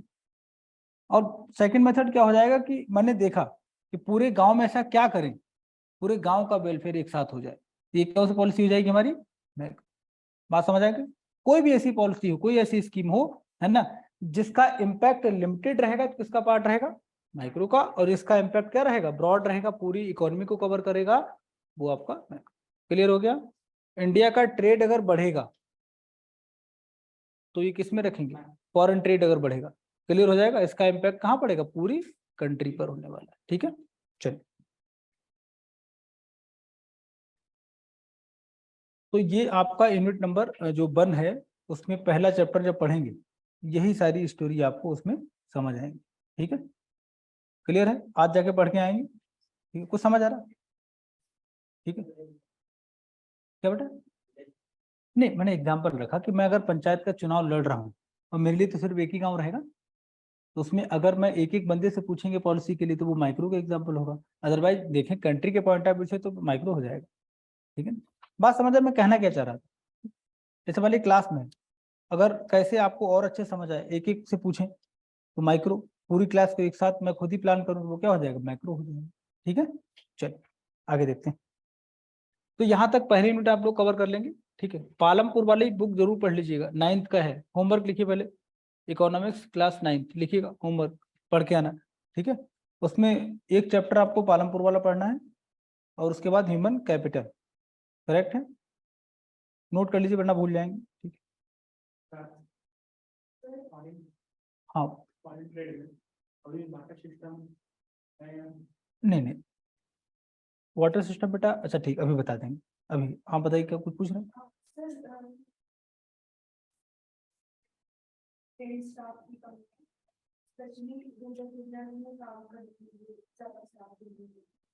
हाँ लिख सकते हैं, है ना, लेकिन ये है कि ये बात ठीक, बिल्कुल ठीक है ना, डॉक्टर्स भी नहीं पहुंच पाते हैं, हर चीज की फैसिलिटी नहीं, वो सब इंफ्रास्ट्रक्चर में आ जाएगा, जो हमारा हेल्थ इंफ्रा क्या पुअर होगा, मैंने बताया होगा शायद इंफ्रा हमारा पुअर है, ठीक है ना, उसी में आ जाएगा, चाहे एजुकेशन को या हेल्थ, ठीक है। हाँ आप बताइए वाटर सिस्टम, अब नहीं बेटा, अब कैसे चलेगा, देखिए क्या होता था, आप एक चीज देखिएगा, अगर आपको इकोनॉमी की बात पता चले ना कि इकोनॉमी है क्या, ये मैनेजमेंट होता है ना, और आप देख रहे हैं जैसे मार्केट की अगर बात करें, बाजार की अगर हम लोग बात करें, तो उसमें आप क्यों जाते हैं मार्केट, क्यों जाएंगे, कुछ सेल करने या परचेज करने, यही दोनों मेन ऑब्जेक्टिव हो सकते हैं। खाली है तो टाइम पास के लिए जाएंगे कि बाजार में क्या चल रहा है वो अलग बात है, लेकिन जनरली क्यों जाएंगे, सेल या परचेज। तो परचेज करना तो कैसे करेंगे, एक तरीका क्या है कि आपने कोई हमसे आइटम परचेज किया, है ना, और कुछ आइटम दे करके, जैसे मान लिया मैं दाल सेल करने आया हूँ, दालें बेच रहा हूँ, मेरे पास चावल नहीं है, मैं मार्केट क्यों गया हूँ कि मेरे घर पे क्या हो जाए, चावल आ जाए, इसलिए गया हूँ, तो बेसिकली मार्केट में वो एक्सचेंज करने गया हूँ। वाटर सिस्टम जो था वो ऐसे ही था ना, कि आपने चावल दिया हमने दाल दे दी, बात खत्म। अभी ऐसा नहीं है, कुछ जगह ऐसी हैं, बहुत ट्राइबल एरिया वगैरह, उनको हम कंसिडर नहीं करेंगे। अभी इंडिया में कुछ ट्राइबल एरिया ऐसे जहां पर ये सिस्टम चलता है, और इसमें क्यों नहीं अभी सक्सेसफुल हो पाएगा आप खुद देखिए। जैसे मान लिया मैं फार्मर हूँ, शुगर कैन लगाता हूँ, गन्ने की खेती मेरी, और मैं डेली घूमने आने वाला हूँ और पैसा नहीं, वाटर सिस्टम अभी चल रहा, तो कैसे काम करेंगे, मैं एक ट्रॉली में गन्ना ला दूंगा, मेरठ से ट्रॉली लेके आऊंगा, जीन्स खरीदूंगा, पैसा तो है नहीं, क्या दूंगा उसको, गन्ना दूंगा, उतार लो जितना गन्ना चाहिए उतार लीजिए ट्रॉली से। मेट्रो घूमूंगा, टोकन के लिए टिकट लूंगा ना, तो मेट्रो वालों को क्या दूंगा मैं, तो क्या ये बहुत ज्यादा आसान इजी एक्सेस नहीं हो पाएगा ना मेरा। तो वाटर सिस्टम में क्या था कि मार्केट लिमिटेड थी, ये नेगेटिव पॉइंट, अमेरिका घूमने जाओगे मान लिया और पैसा है नहीं, तो गन्ना या गेहूं मतलब करेंगे आप जो भी करेंगे, वो अपना एक शिप पे लोड किया बढ़िया से, तो 2 शिप आप ऑर्डर, एक फैमिली बैठेगी, एक में आप अपना जो भी प्रोड्यूस है वो लेके जा रहे हो। तो आप देखिए वाटर सिस्टम नेगेटिव पॉइंट क्या है, उससे मार्केट आपका क्या हो जाएगा, लिमिटेड हो जाएगा। अभी क्या है, आपने सेल कर दिया, पैसा रख लिया, तो बनी क्या, जस्ट मीडियम ही तो है, पहले गन्ना मीडियम होगा, शुगर कहने कुछ भी कोई भी वस्तु हो सकती है, तो अब नहीं है ऑफिशियली ऐसा कुछ नहीं। पाकिस्तान, हाँ, इंडिया पाकिस्तान को कोई सामान दे रहा है और पाकिस्तान कैपिटल नहीं है, तो उसके ऊपर लोन हो गया और आफ्टर टाइम इंडिया को कोई सामान का जरूरत है और पाकिस्तान के पास सरप्लस है, तो क्या वो प्रोडक्ट इंडिया में देश के बैलेंस कर सकता है क्या? नहीं बेटा, वो हमारी म्यूचुअल अंडरस्टैंडिंग है। जैसे ईरान को क्या बोला कि आप हमें पेट्रोलियम देंगे, हम आपको राइस दे देंगे, ठीक है, वो तो मना कर देगा तो क्या करोगे, आपस की बात, ठीक है ना, ये कल्चर में नहीं अब रह गया, दो लोग चाहें तो कर सकते हैं, अडॉप्ट कर सकते हैं आप, ठीक है ना, लेकिन ऐसा नहीं कि आप करीब आए ना, वो सब नहीं, वो अलग कंडीशन। म्यूचुअली अगर आप कुछ कर पा रहे हैं ठीक है, छोटा भाई ले जाओ खुश रहो, नहीं लेकिन ट्रेड थोड़ी करोगे आप, ठीक है ना। अगर कहीं भी ऐसा लिखा किसी में तो वो इसलिए होगा क्योंकि हम लोग म्यूचुअल तरीके से एक दूसरे, कोई भी पैक्ट आपने साइन कर लिया, ठीक है, आप हमें अपना फूड आइटम दीजिए, हम आपको पेट्रोलियम देंगे, ठीक है ना, ये हो सकता है, अदरवाइज नहीं। ठीक है, ऐसा कहीं कुछ नहीं चलेगा। ठीक है, आप ईरान की बात करेंगे, वहां पर भी हम लोग इंडियन करेंसी देते हैं। ठीक है, ऐसा नहीं कि आप हमसे पेट्रोलियम, हमें तो हमसे चावल लेके जाओ, नहीं, ये सब नहीं। ठीक है, हाँ, इंडिया में कुछ ऐसा ट्राइबल एरिया है जहां पर ये वाटर सिस्टम अभी चलता है, कुछ जगह लोग करते हैं, नॉर्थ ईस्ट में कुछ जगह है, राजस्थान में एक दो जगह है, छत्तीसगढ़ में एक मार्केट लगता है स्पेशली, जो आपका नक्सलाइड एरिया है वहां पर लगता है, वहां पर यही सिस्टम चलता है, बहुत लिमिटेड है, ये कल्चरल एक्टिविटीज रहेगी ना बस। ठीक है, अदरवाइज कहीं नहीं मिलेगा आपको। ठीक है, और इसके बैरियर्स भी है ना बहुत सारे। ठीक, खैर, देखिए इकोनॉमी की बात करें, आप एक बात समझिएगा, अगर आप इंडिया की इकोनॉमी का डेवलपमेंट देखते हैं तो आप बताइए इंडियन इकोनॉमी का विकास है, डेवलपमेंट कब हुआ, डेवलपमेंट ऑफ इंडियन इकोनॉमी? नहीं, बिल्कुल वेरी स्टार्टिंग से आप देखिए मार्केट कैसे डेवलप हुआ। तो आप देखिए, पहले आपने नाम सुना होगा इंडस वैली सिविलाइजेशन, सब कुछ बढ़िया चल रहा था, ट्रेड हम लोग करते थे, सब कुछ ठीक। फिर इंडस वैली सिविलाइजेशन नहीं रहा, फिर कौन आया? आर्यंस की एंट्री होती है, और आर्यंस अपने साथ क्या लेके आएंगे? आर्यंस के साथ में क्या होता है, वो काव लेके आएंगे, गाय लेके आएंगे, एग्रीकल्चर नहीं है। आप देखिएगा कैसे हमारे जो सिटी डेवलप कैसे हुई, मार्केट कैसे डेवलप हुआ, इकोनॉमी कैसे डेवलप हुई, कहानी देखिए, उसकी स्टोरी क्या है। आर्य लोग आते हैं, अपने साथ क्या लेके आएंगे? काव लेके आएंगे, और उनकी जो भी मतलब फूड आइटम में देखेंगे, जो उनकी प्लेट लगेगी उसमें मैक्सिमम प्रोडक्ट कौन से होंगे? जो मिल्क प्रोडक्ट होंगे। एग्रीकल्चर तो करते नहीं, तो मैक्सिमम क्या कंज्यूम करोगे आप? मिल्क प्रोडक्ट करोगे। इसलिए अभी भी कुछ लोग गाय को माता बोलते हैं, क्योंकि उन्होंने एक सिविलाइजेशन को जन्म दिया, मतलब पाला है, गाय ने क्या है, फूड सप्लाई किया है। ठीक है, ये वैदिक एरा तक यही नजर आएगा, और उसके बाद आपको एक चीज मिलेगी, आयरन, लोहा आ जाएगा, और लोहे ने फिर दो चीजें आपको दी, एक तो तलवार राजा को मिलेगी, दूसरा हल मिलेगा किसान को। जब हल मिलेगा तो हल का मतलब क्या हो जाएगा कि प्रोडक्शन इन एग्रीकल्चर क्या हो रहा, बढ़ रहा, और प्रोडक्शन इन एग्रीकल्चर क्या हो जाएगा, सरप्लस हो जाएगा। ठीक है, सरप्लस प्रोडक्शन हो गया। आप जरा देखिए, आयरन ने काफी कुछ चेंज किया। मान लिया ये कोई ब्लेज 1 है, ये ब्लेज 2, ये 3, ये 4, और यहाँ पर कुछ भी सरप्लस प्रोडक्शन होगा तो कोई बैलगाड़ी में जाएगा सेल करने, और फिर यहाँ से फिर ऐसे जाएगा, शाम हो गई वापस आओगे, रास्ते में आपको क्या है, उंगली मार डाकू जैसा कुछ मिल जाएगा, तो आप जाओगे नहीं फिर। ये सब होता रहा है हिस्ट्री में। डेवलपमेंट कैसे होता है वो देखिए, स्टेप बाय स्टेप सब कुछ हुआ है। तो इन लोगों ने क्या किया, हम लोग कॉमन प्लेस एक सर्च कर लेते हैं जहां पर कोई ड्रिंकिंग वाटर सप्लाई के लिए कोई सोर्स होना चाहिए, नदी वगैरह रहेगी, यहीं पर आप सब लोग आ जाओ और ये मार्केट आपका लग जाए, सही रहेगा। घर जाओगे आसानी से पहुंच जाओगे, एक ही जगह बहुत सारे लोग मिल जाएंगे, इस गांव के भी, इस गांव के, इस गांव के भी मिल जाएंगे। रात हो गई मान लिया, तो क्या करोगे, सब लोग एक साथ रुक जाएंगे, तो कोई ऐसा भी नहीं हो पाएगा ना। और फिर किसी ने क्या बोला कि ठीक है, मान लिया आप आए, आपने कुछ सेल परचेज किया, नहीं जा पाए घर पर, तो ठीक है, हम पूड़ी बना करके सेल करेंगे। कोई बोलेगा नहीं, हमने एक झोपड़ी टाइप बना लिया, आप रात में यहीं स्टे करिए, कुछ पैसे दे देना, इस तरीके कुछ चलेगा।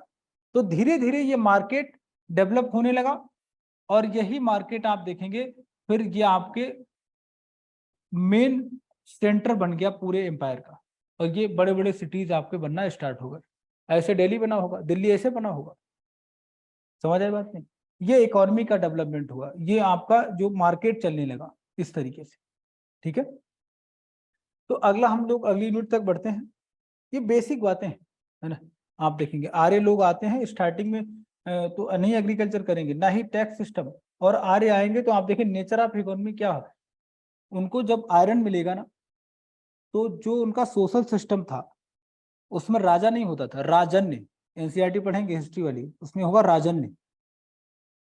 राजन ने क्या होता, उसके पास तलवार तो है नहीं, है ना, एक बेत टाइप कुछ छड़ी टाइप लेके बैठा हुआ है, और उसी समय उसका जब कोर्ट लगता है तो एक तरफ फीमेल भी बैठेंगी और ओल्ड एज के लोग भी बैठेंगे, है ना। तलवार है ना, तलवार मतलब पावर नहीं है, तो उसको राय कौन कौन दे रहा है? सब लोग राय दे रहे हैं। राजा पागल हुआ जा रहा, कुछ कर ही नहीं पा रहा।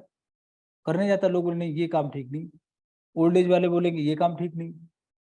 तो ये सब टेंशन कैसे करे, पावर तो है नहीं उसके पास। जैसे ही उसको तलवार मिलेगी, लेडीज को बोले कि चलिए अब कोर्ट में आपकी जगह नहीं, घर चलिए। तो लेटर बैथिंग में सारी कुछ ये सब चीजें आपको मिल जाएंगी, ये सब बैड प्रैक्टिसेस आ जाएंगी। लेडीज को सब अंदर, और ओल्ड एज वालों को बोला गया कि बैठना है लेकिन बोलना नहीं, बाकी तलवार में लाता हूँ याद रखना। द्रौपदी का जब आप देखेंगे तो वहां पर क्या है, द्रौपदी के जब साड़ी चीर हरण होता है, पढ़ा होगा आपने, तो उसमें क्या है, सब लोग बैठे हुए थे बट बोला कोई नहीं। महाभारत में लड़ाई किस लिए हुई?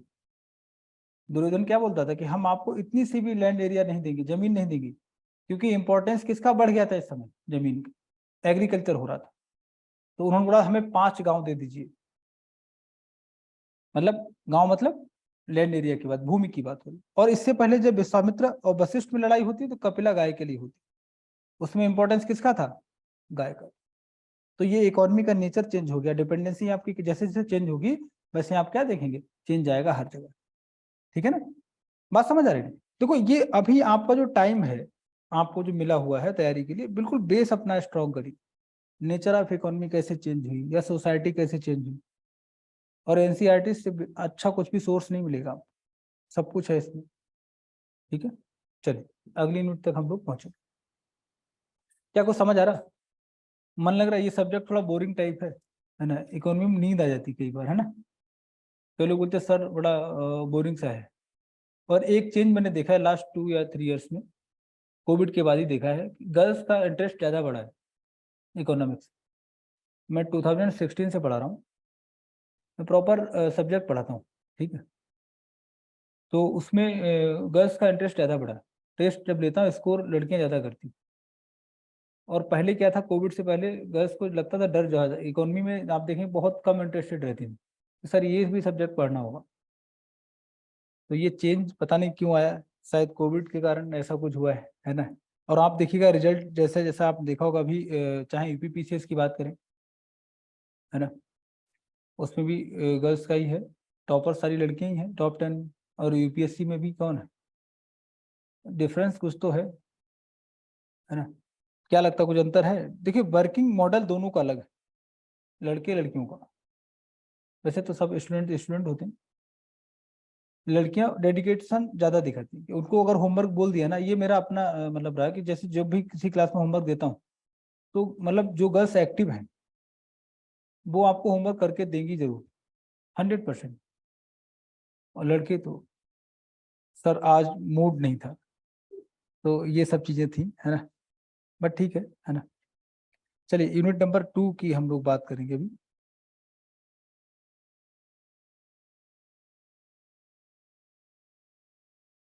हाँ सॉरी, इसी में एक चीज और रह गया बस, डेमोग्राफी और देख लेंगे। सॉरी डेमोग्राफी बेटा, इसी यूनिट में डेमोग्राफी और है, उसके बाद आगे बढ़े।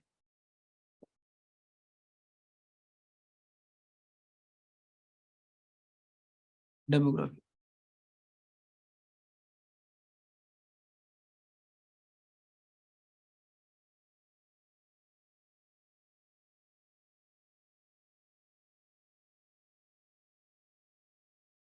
में दो चीजें आपको अंडरस्टैंड करनी है, पॉपुलेशन एंड सेंसस।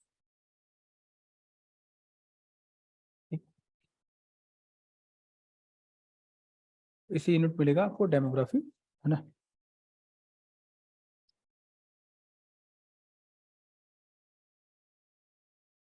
तो देखिए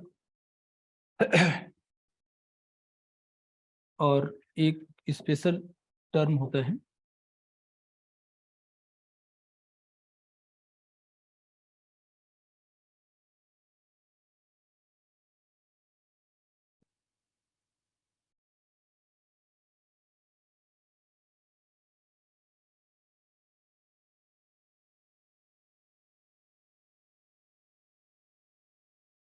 डिविडेंड।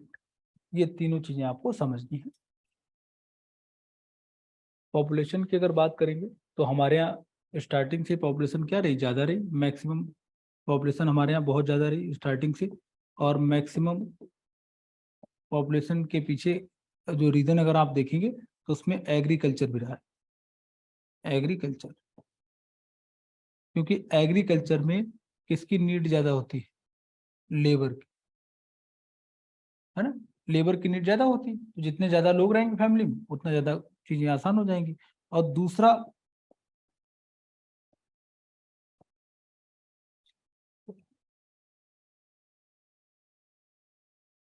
रीजनल नहीं, रिलीजियस फैक्टर्स लिख लीजिएगा। दूसरा लिखिएगा रिलीजियस। पहले एग्रीकल्चर में तो क्लियर हो गया ना, लेबर हो जाएगा, लेबर की नीड होगी, इंटेंसिव लेबर इंटेंसिव वर्क होता है एग्रीकल्चर। दूसरा लिखेंगे रिलीजियस, रिलीजियस फैक्टर, धार्मिक। अब रिलीजियस फैक्टर में क्या है? दो तीन चीजें हैं। हिंदू एंड मुस्लिम दोनों लोगों की अपने अपने इशूज है। हिंदुओं में क्या है कि किसी के जब तक एक बेटा नहीं होता है तब तक उसे लगता है कि उसके ऊपर एक जो है ऋण हो गया है। गरुड़ पुराण है ना। तो वहां पर ये लिखा गया कि हर एक व्यक्ति को कम से कम एक बेटे को जन्म देना चाहिए। अगर आपको एक बेटा नहीं है, एक सन अगर आपको नहीं हुआ, तो इट मीन्स कि आपके ऊपर कुछ तो उधार चल रहा है ना। ये फिलॉसफी है। दूसरा क्या है कि जब आपका लास्ट अंतिम समय आएगा तो अग्नि कौन लगाएगा? लड़का लगाता है। ये फिलॉसफी है, आप देखा होगा, है ना, ये सब रहता है। इसके लिए क्या हो गया, आप देखिए चक्कर क्या, जिसके मान लिया पहली बेटी, दूसरी, तीसरी बेटी, चौथी बेटी, पांचवी बेटी, जब तक बेटा नहीं हो जाएगा तब तक बेटियों की संख्या क्या हो जाएगी? बढ़ती रहेगी। 8 9 लड़कियां हो गई, उसके बाद 10वें 11वें नंबर का लड़का हुआ, और आप देखिए डिफरेंस क्या हो जाएगा। बड़ी सिस्टर इसको मौसी नजर आने लगी। भाई 10 लड़कियों के बाद 11वां लड़का अगर हुआ तो डिफरेंस कितना होगा? और इतने ज्यादा लोग हो गए, इनकम कम है, क्या सबको प्रॉपर बेसिक फैसिलिटीज आप अवेल करा पाएंगे? नहीं करा पाएंगे। पॉवर्टी और क्या हो जाएगी? बढ़ जाएगी। एक तो ये कारण रहा हिंदू लोगों की अपनी समस्या। मुस्लिम में क्या है कि उन्हें ये नहीं लगता है, मुस्लिम लोगों को क्या नहीं लगता कि इसमें हमारा कोई रोल है। उन्हें लगता है कि बच्चों का जन्म ये नेचुरल प्रोसेस है, ये ऊपर वाले का आशीर्वाद है, और ऊपर वाले के काम में हम लोग जो है बैरियर नहीं बनेंगे। ये वो लोग समझने को तैयार नहीं, लॉजिकल। जबकि आप देखें अब जो फैमिली, चाहे हिंदू फैमिली की बात है चाहे मुस्लिम, जो पढ़ गए उन्हें समझ आ गया कि बच्चे दो ही अच्छे, है ना। ये बात समझ आ गई, ये फिलॉसफी बिल्कुल ठीक बात है, दो ही बच्चे अच्छे, दो होना भी चाहिए, है ना। और मैक्सिमम पॉपुलेशन के पीछे एक कारण क्या था? Child marriage. चाइल्ड मैरिज का जो रिलेशन है TFR से, ये बेसिक चीजें हैं इंडिया में। चाइल्ड मैरिज मतलब उसमें क्या चीज देखी जाती है? Total fertility rate. ये कैसे निकालते हैं? देखिए, चाइल्ड मैरिज मतलब 14 15 साल की लड़की हुई, उससे पहले शादी उसकी कर दी। विदाई नहीं करते थे। विदाई करने के लिए दूसरा एक फंक्शन होता है जिसको गौना वगैरह बोलते हैं, दूसरी विदाई जो होती थी शादी के बाद। राजस्थान में ये प्रैक्टिस अभी भी कहीं कहीं है। तो एक साइंटिफिक जो एज है ना, वो 15 ईयर्स से लेकर के 49 तक ऐसा माना जाता है कि ये वो टाइम है जहां पर प्रेगनेंसी को कंसीव किया जा सकता है। ठीक है, ये वो टाइम है जहां पर आप प्रेगनेंसी को कंसीव कर सकते हैं, 15 to 49 ईयर्स तक। TFR निकालने के लिए क्या करेंगे? मान लिया कि इसी एज ग्रुप की आपने 5000 फीमेल्स का सर्वे किया और उनसे पूछा कि नंबर ऑफ बर्थ की बात करेंगे, टोटल कितने बच्चों का जन्म हुआ, है ना। सर्वाइव कर पाए नहीं कर पाए, डेथ हो गई, वो अलग बात। तो मान लिया कि वो 20,000 20,000 बच्चों का जन्म हुआ। ठीक है, 5,000 महिलाओं का सर्वे हुआ। इसका मतलब डिवाइड कर दिए, कितना हो जाएगा? 4 आ जाएगा। तो इस सर्वे से TFR कितना हो गया? 4। मतलब जिस सोसाइटी, जिस कंट्री, जिस रीजन में सर्वे आपने कंडक्ट कराया है, वहां पर टोटल फर्टिलिटी रेट क्या है? 4 है। इट मीन्स कि एक फीमेल के नंबर ऑफ बर्थ क्या हुए? 4। एवरेज है, औसत। अगर चाइल्ड मैरिज को रोक दिया जाए, बात जरा समझिए, जैसे अभी आपकी जो साइंटिफिक एज है जो गवर्नमेंट की तरफ से, वो क्या है? 18। तो ये 3 इयर्स का जो टाइम बच गया, तो एक एक दो बार तो यहाँ पे कम हो जाएगा। और ऊपर से क्या हो जाएगा कि इस एज में शादी अगर आप करते हैं, 15 ईयर में मान लिया कोई लड़की है वो प्रेगनेंसी कंसीव करती है, तो क्या मेंटली वो तैयार है? नहीं तैयार है। क्या उसको पता है कि फैमिली क्या होती, बच्चे क्या होते? नहीं, कुछ नहीं आइडिया। 3 इयर्स जब वो एजुकेट हो जाएगी तो वो समझ पाएगी, डिसीजन मेकिंग उसका स्ट्रांग हो जाएगा। एक तो ये बेनिफिट होगा। अभी क्या बात चल रही कि इसको और 21 कर दीजिए, नया वाला बिल अगर पास हो जाएगा तो नई एज क्या मिलेगी आपको 21। तो अब क्या हो जाएगा, TFR अपने आप ही कम हो जाएगा। एक सर्वे किया गया कि दिल्ली, बेंगलोर या मुंबई में जो गर्ल्स हैं वो लगभग 30 या 30+ पे शादी करें, तब तक उनका कैरियर स्टेबल हो जाएगा। और कैरियर की बात तो अलग है, मेंटल डेवलपमेंट उनका बहुत अच्छा हो जाएगा। तो वो समझ पाएंगे बच्चे दो ही अच्छे। अभी उन्हें समझ नहीं पा रहे बच्चे होते कि शादी, आप बताओ 6-7 साल की बच्ची है, 6 ईयर ओल्ड अगर है, उसकी आप मैरिज कर देते हैं, क्या वो समझती मैरिज है क्या? नहीं, उसे जो बताया जाएगा वही करेगी। तो ये तो मतलब आर्टिकल 21 के खिलाफ है, ये तो नहीं होना चाहिए। तो याद रखेंगे TFR आपको कंट्रोल करना है। और यूपी में अगर आप इंडिया की बात करें, यूपी पहला स्टेट है जिसने बोला कि हमारे यहाँ TFR 2030 तक कितना हो जाएगा, 1.9। उत्तर प्रदेश जो है यूपी फर्स्ट स्टेट है जिसने डिसाइड कर लिया है कि 30 तक कितना करना TFR 1.9। इट मीन्स की पॉपुलेशन कंट्रोल करना है तो TFR सबसे पहले कंट्रोल करिए। ठीक है, तो ये कुछ ऐसे फैक्टर्स हैं जिनसे हम आपके यहाँ पॉपुलेशन बढ़ती नजर आई। ठीक है, पॉवर्टी भी एक कारण है, लिख लीजिएगा, एक रीजन लिखेंगे, reason next is poverty. Poverty क्यों? पॉवर्टी, मान लिया अगर मैं पुअर हूँ और मुझे एक दिन में 50 रुपीज मिलते हैं, तो अपने बच्चे को मैं लेके जाऊंगा, एक बच्चा लेके जाऊंगा, उसे 50 मिलेगा। अगर 4 होंगे कितने मिलेगा, 50 × 4 हो जाएगा। तो उसी चक्कर में क्या हो जाए, बच्चों की संख्या क्या होगी, बढ़ जाएगी। ठीक है, पॉवर्टी भी एक रीजन है। उसके बाद सेंसस की बात करें, ये भी जरूरी है। सेंसस से आपको एक्चुअल आइडिया पता चलेगा कि आपके यहाँ कितने लोग रहते हैं। इंडिया में सेंसस स्टार्ट कब हुआ था, 1872। किसने किया था, लॉर्ड मायो। ठीक है, 1872 में स्टार्ट किया था। और इसको रेगुलेट किसने किया था, 1881 में जब हुआ था, रिपन ने किया था, लॉर्ड रिपन ने किया था 1881 में। यहाँ से एवरी 10 ईयर पे, प्रत्येक 10 वर्ष, एवरी 10 ईयर पे सेंसस कंडक्ट कराया गया।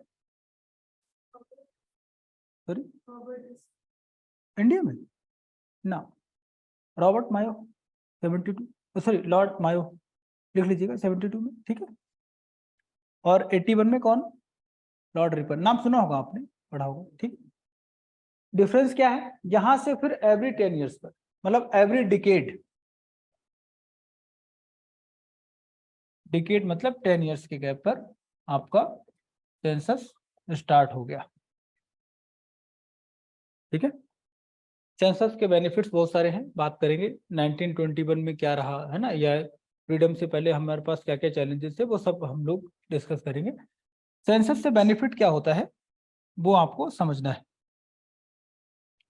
अगर आपने जनगणना कराई, सेंसस कराया है, तो क्या बेनिफिट हो सकता है, सेंसस क्यों होता होगा?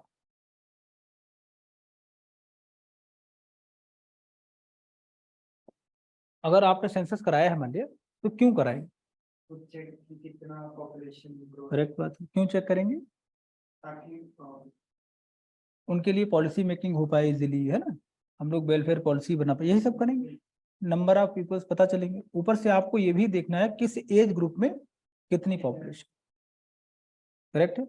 बहुत सारी चीजें आपको मिलेंगी फिर, है ना, डेंसिटी कहाँ पर ज्यादा है, सेक्स रेशियो क्या है, लिटरेसी रेट क्या है, डेथ रेट क्या है, बर्थ रेट क्या, वो सारे आंकड़े, सारे बेसिक चीजें मिल जाएंगे।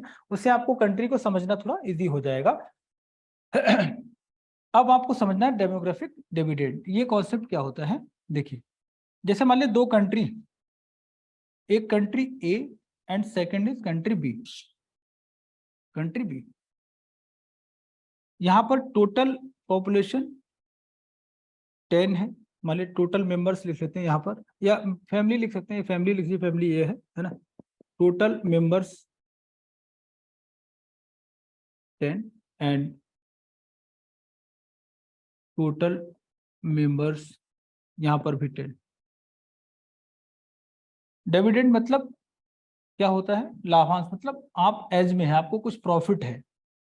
अब यहाँ पर 6% ऐसे हैं जिनकी एज 30 से 35 के बीच है। कितने लोग हैं, 6। और यहाँ पर 6 मेंबर्स ऐसे हैं जिनकी एज जो है 5 to 10 ईयर्स है, और 3 मेंबर्स मान लिया ऐसे हैं जिनकी एज 80 to 90 है, कुछ ऐसे हैं जिनको 5 से 10 मतलब बच्चे हैं, और बाकी रिमेनिंग क्या ओल्ड एज के लोग, टोटल 6। अब यहां से पहले आप देखेंगे जब हम ह्यूमन लाइफ की बात करते हैं तो डे 1 से 100 ईयर्स तक आपकी लाइफ रहती है। इसमें 18 ईयर्स जो एवरेज है उसकी बात हम लोग करेंगे, 18 से लेकर के लगभग 60 ईयर्स तक ये आपकी वर्किंग एज है। क्या है? Working age. इट मीन्स की प्रोडक्टिव एज या वर्किंग एज, मतलब आप ऑफिस जा सकते हैं, काम कर सकते हैं एज ए लेबर, है ना, इनकम जनरेट कर सकते हैं। और जो बच्चे होंगे ये आप पर डिपेंड रहेंगे, ओल्ड एज के लोग रहेंगे ये भी आप पर डिपेंड रहेंगे। इनकम या किसी भी चीज के लिए डिपेंडेंसी किस पर होती है? सभी लोगों की इस एज ग्रुप पर होती है। करेक्ट? आप बताइएगा एज के पॉइंट ऑफ व्यू से फैमिली ए या फैमिली बी किसको डिविडेंड मिला हुआ है? ए को मिला हुआ। वर्किंग एज के लोग कहां पर ज्यादा है? ए में। तो इनकम किसकी ज्यादा होगी? ए की ज्यादा। ठीक है, किसी कंट्री की टोटल पॉपुलेशन में वर्किंग एज अगर ज्यादा है तो वो कहलाता है डेमोग्राफिक डिविडेंड। करेक्ट है? इससे क्या बेनिफिट हो जाएगा? इनकी इनकम अच्छी हो जाएगी। ठीक है, इंडिया के पास जो है फिलहाल क्या है? डेमोग्राफिक डिविडेंड है। हमारी एवरेज एज क्या है? नियर बाय 33 ईयर्स, 33 साल के हम लोग हैं, 33 ईयर्स की एवरेज। मतलब कैसी एज है हमारी? Working age. Japan old age की तरफ बढ़ रहा है। ठीक है, को समझ आ रहा है क्या चल रहा है?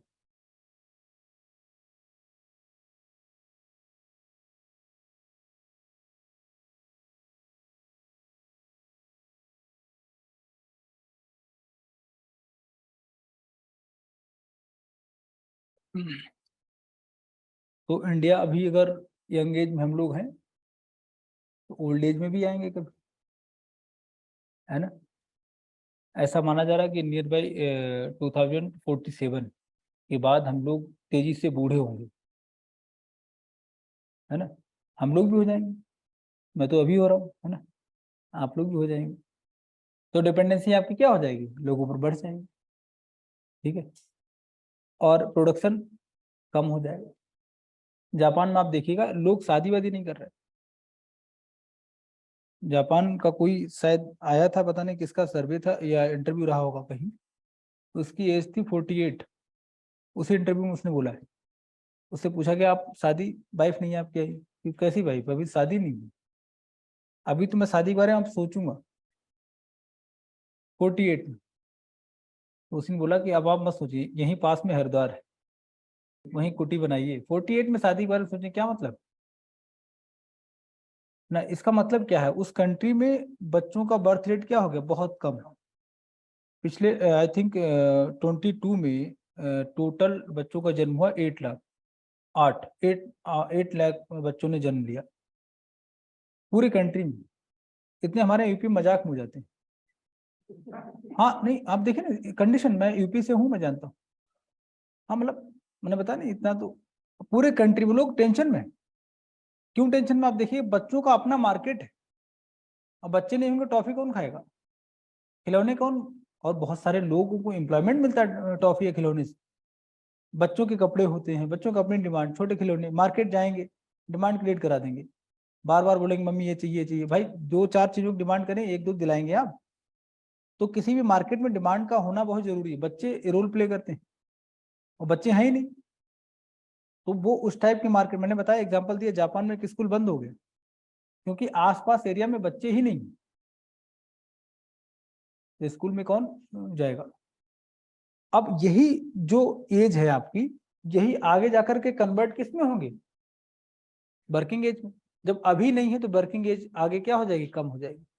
तो ओल्ड एज के नंबर ऑफ जो परसेंटेज ऑफ ओल्ड एज वो क्या हो जाएगा? आपका इंक्रीज हो जाएगा।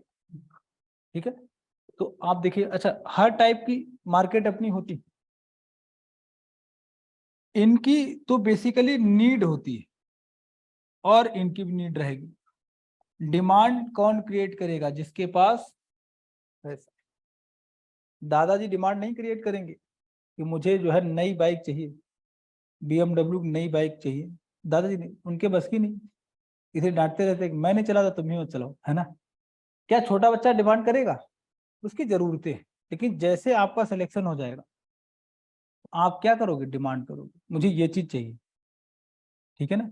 और अगर वर्किंग पॉपुलेशन ही कम है तो डिमांड का साइज उस टाइप की मॉनेटरी टर्म में देख रहे हैं, बड़ी डिमांड वो कम हो जाएगी ऑटोमेटिकली। तो आप देखें किसी भी कंट्री में आप डेमोग्राफी को समझेंगे उससे पूरी मार्केट पूरी इकोनॉमी समझ आ जाती है, ठीक है। आप देखिएगा इंडिया में पॉपुलेशन क्या है, ज्यादा है, और ये बात चाइना को पता है। चाइना आपसे नाराज कभी नहीं हो सकता, उसे पता है। अगर चाइना चाइना को पता है कि जैसे made in India sorry made in China वाली चीजें अगर बैन हो गई तो सरवाइव कैसे करोगे?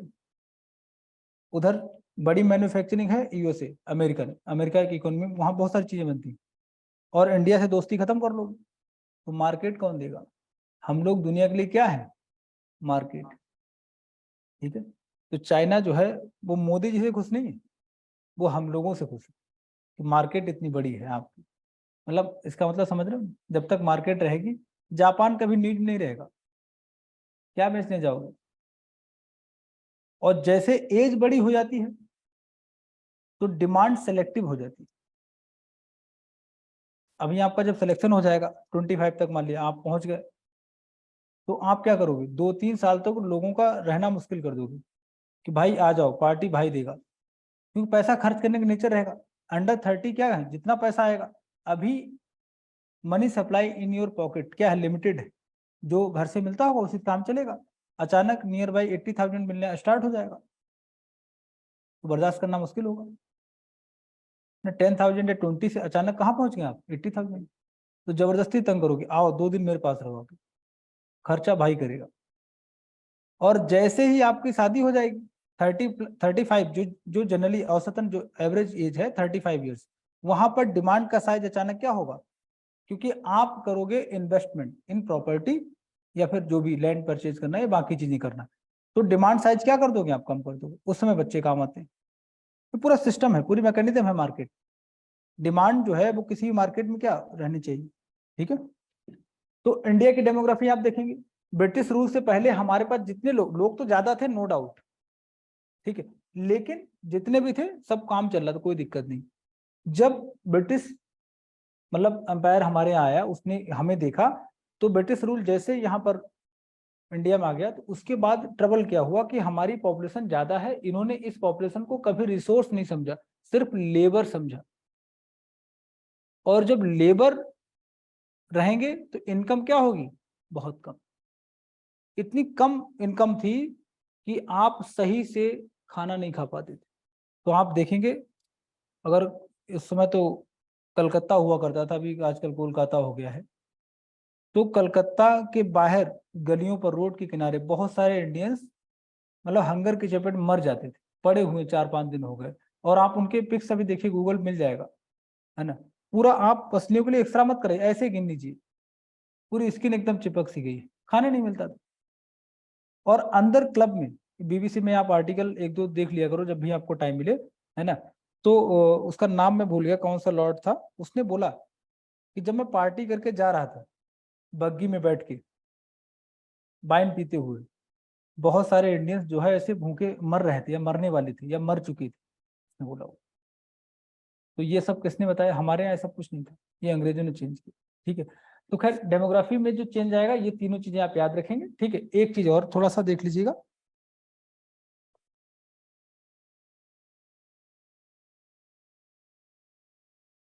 पॉपुलेशन डेंसिटी क्या होता है।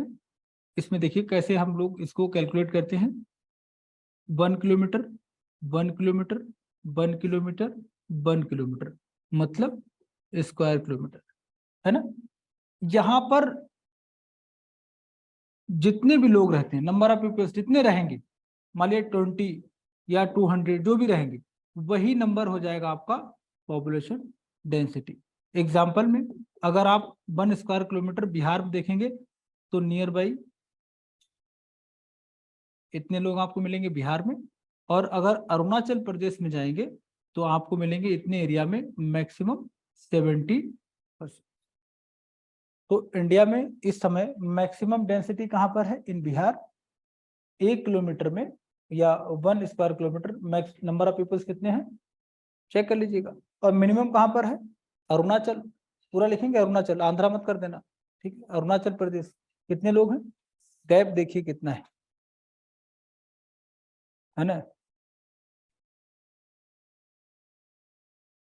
जहां पर पॉपुलेशन डेंसिटी ज्यादा होती है वहां पर प्रेशर ऑन नेचुरल रिसोर्स ज्यादा होता है। तो बिहार में प्रेशर ऑन नेचुरल रिसोर्स क्या हो जाएगा? मैक्सिमम। इसीलिए क्या होगा? गरीबी, ठीक है। और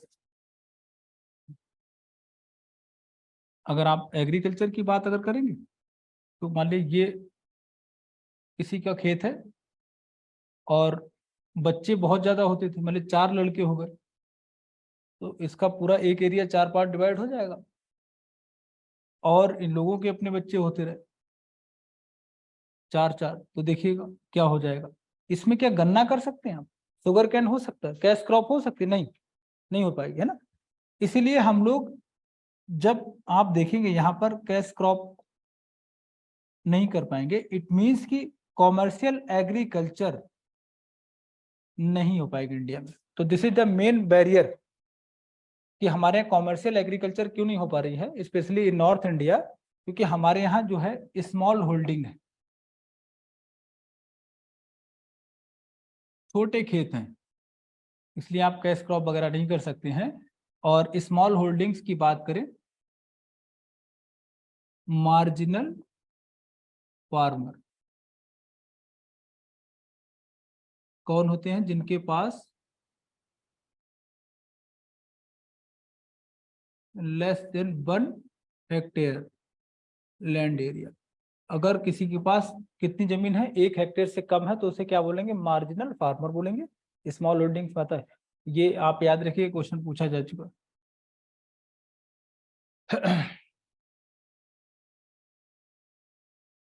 ठीक है, यूपीएससी पीटी में क्वेश्चन आया है, मैं आपको हिंट दे रहा हूँ, फिर आप जाके देखेंगे उसको। जैसे किसी ये छोटे छोटे टुकड़े होकर ना, तो छोटे किसान है सारे, एरिया तो बड़ा है, तो अगर ये सब मिलके काम करें तो बाउंड्री हट जाएगी, स्मॉल फार्मर्स लार्ज एरिया हो जाएगा। ये स्टेटमेंट है, इसका मतलब क्या? छोटे छोटे किसान आपस में मिलके जब काम करेंगे तो क्या हो जाएगा, ये आप देखेंगे। इसी बार संडे को पूछा गया, इकोनॉमी से बहुत बेसिक क्वेश्चन थे। अगर आपको एनसीईआरटी की समझ है, बेसिक की समझ है, ऐसे कर जाएंगे। क्यों बेटा, क्या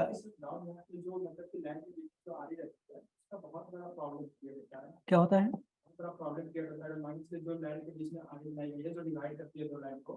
जो डिवाइडर टाइप होता है, लोगों ने अपनी इच्छा से बनाया हुआ ना। हाँ, हो जाता है। कौन सा स्टेट है आपका? बिहार। ना ना, ठीक है, हो जाता है, यूपी में भी हो जाता है, कहीं भी हो जाएगा। हाँ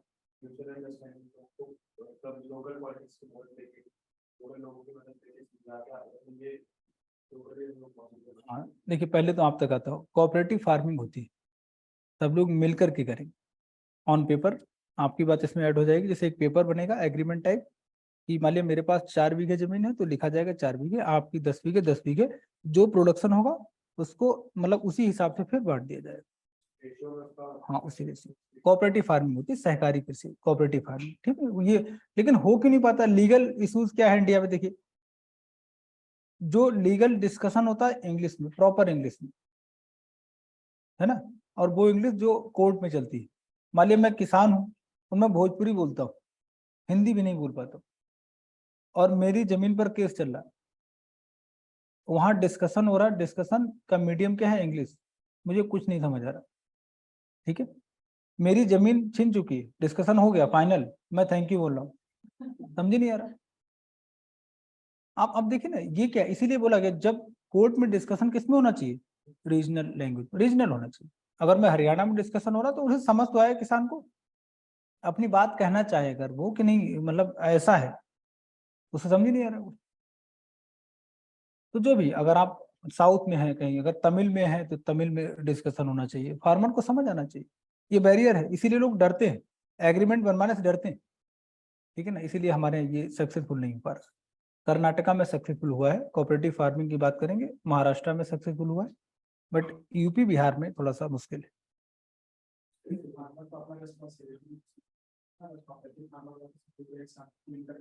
हाँ हाँ, ये ठीक बात है। बहुत सारे चैलेंजेस हैं।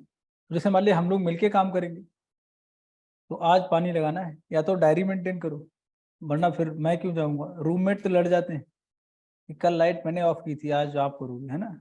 तो ये खैर वो अलग मुद्दा है। कुछ समझ आ रहा है क्या है, पॉपुलेशन डेंसिटी से क्या क्या इशूज हो जाएंगे, पॉवर्टी वाला ये रहेगा।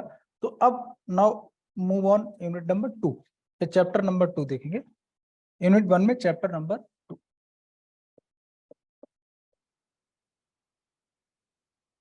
थोड़ा सा होमवर्क क्या रहेगा आपका, होमवर्क नोट डाउन कर लीजिएगा। चैप्टर नंबर 1 जी, क्लास 11 नहीं बेटा, ये हम लोग इकोनॉमिक डेवलपमेंट पर लिखा, ठीक है, स्टैटिक फैसिलिटी, ठीक है। अगर आपको पीडीएफ चाहिए, नहीं अगर आप अरेंज कर पा रहे तो बोल दीजिएगा, मैं ग्रुप में अपडेट करा दूंगा, ठीक है। आप पढ़ लेना बस, उसको पढ़िएगा प्लीज जरूर है, नोट्स के साथ। एंड एक चीज और है, जो क्लास 9 की बुक है, क्लास 9 की, उसमें आपको 2 यूनिट पढ़नी, Palampur village story and human capital, जिसमें है वो करना है, मिनिमम 2 यूनिट्स, ठीक है, 9th वाली। इतना आपका होमवर्क है कल के लिए, ठीक है बेटा। इसमें आप जब स्टार्ट करेंगे यूनिट नंबर 1 लिखिएगा, 11th में यूनिट 1 चैप्टर 1, यूनिट 1 चैप्टर 1, ठीक है।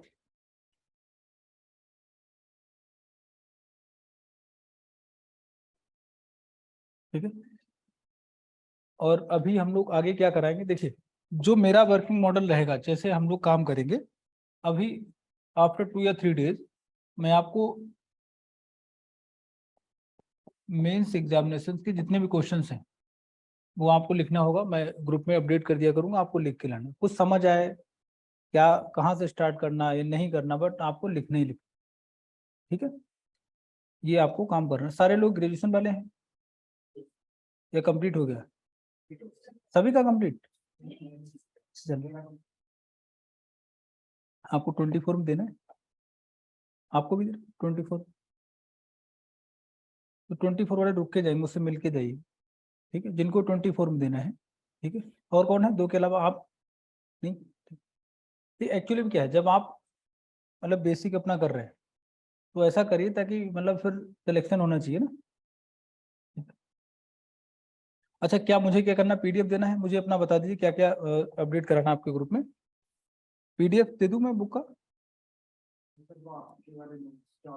हाँ ठीक है, वो नोट्स मिल जाएगा, बाकी मैं एक काम करूंगा, पहले तो बुक की पीडीएफ दे दूंगा, चलेगा ना। ठीक, एक मिनट में नोट कर लेता हूँ।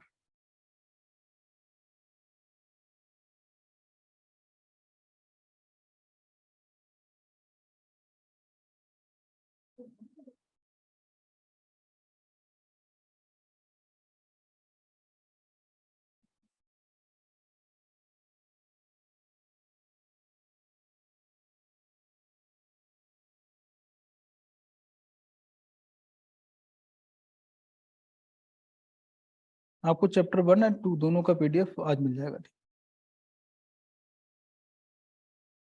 पालमपुर वाली जो क्लास 9th की जो एनसीईआरटी है आपके पास, ठीक, तो आपको ये 11th का चैप्टर 1 एंड 2, ठीक है।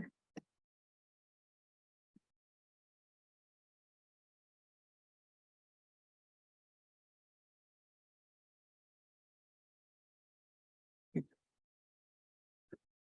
तो इंडस्ट्रियल डेवलपमेंट वगैरह कुछ आइडिया आपको लगा होगा, है ना, इसमें यूनिट नंबर 1 में था। एक चीज पॉजिटिव क्या हुआ था कि टाटा का इन्वेस्टमेंट स्टार्ट हो गया था बिफोर, मतलब इंडियन, हमारा अपना जो रूल हुआ था ना, इंडिपेंडेंस से पहले हमने देखा था, टिस्को नाम सुना होगा आपने, 1907 है ना, किस सन में टिस्को स्टार्ट हो गया था, ये आप उसमें देख लीजिए, इसीलिए मैं बोल रहा हूँ बुक पढ़ लेना, है ना, उसमें इंडस्ट्रियल डेवलपमेंट में ये कुछ चीजें पॉजिटिव हुई थी, टाटा का इन्वेस्टमेंट हो गया था।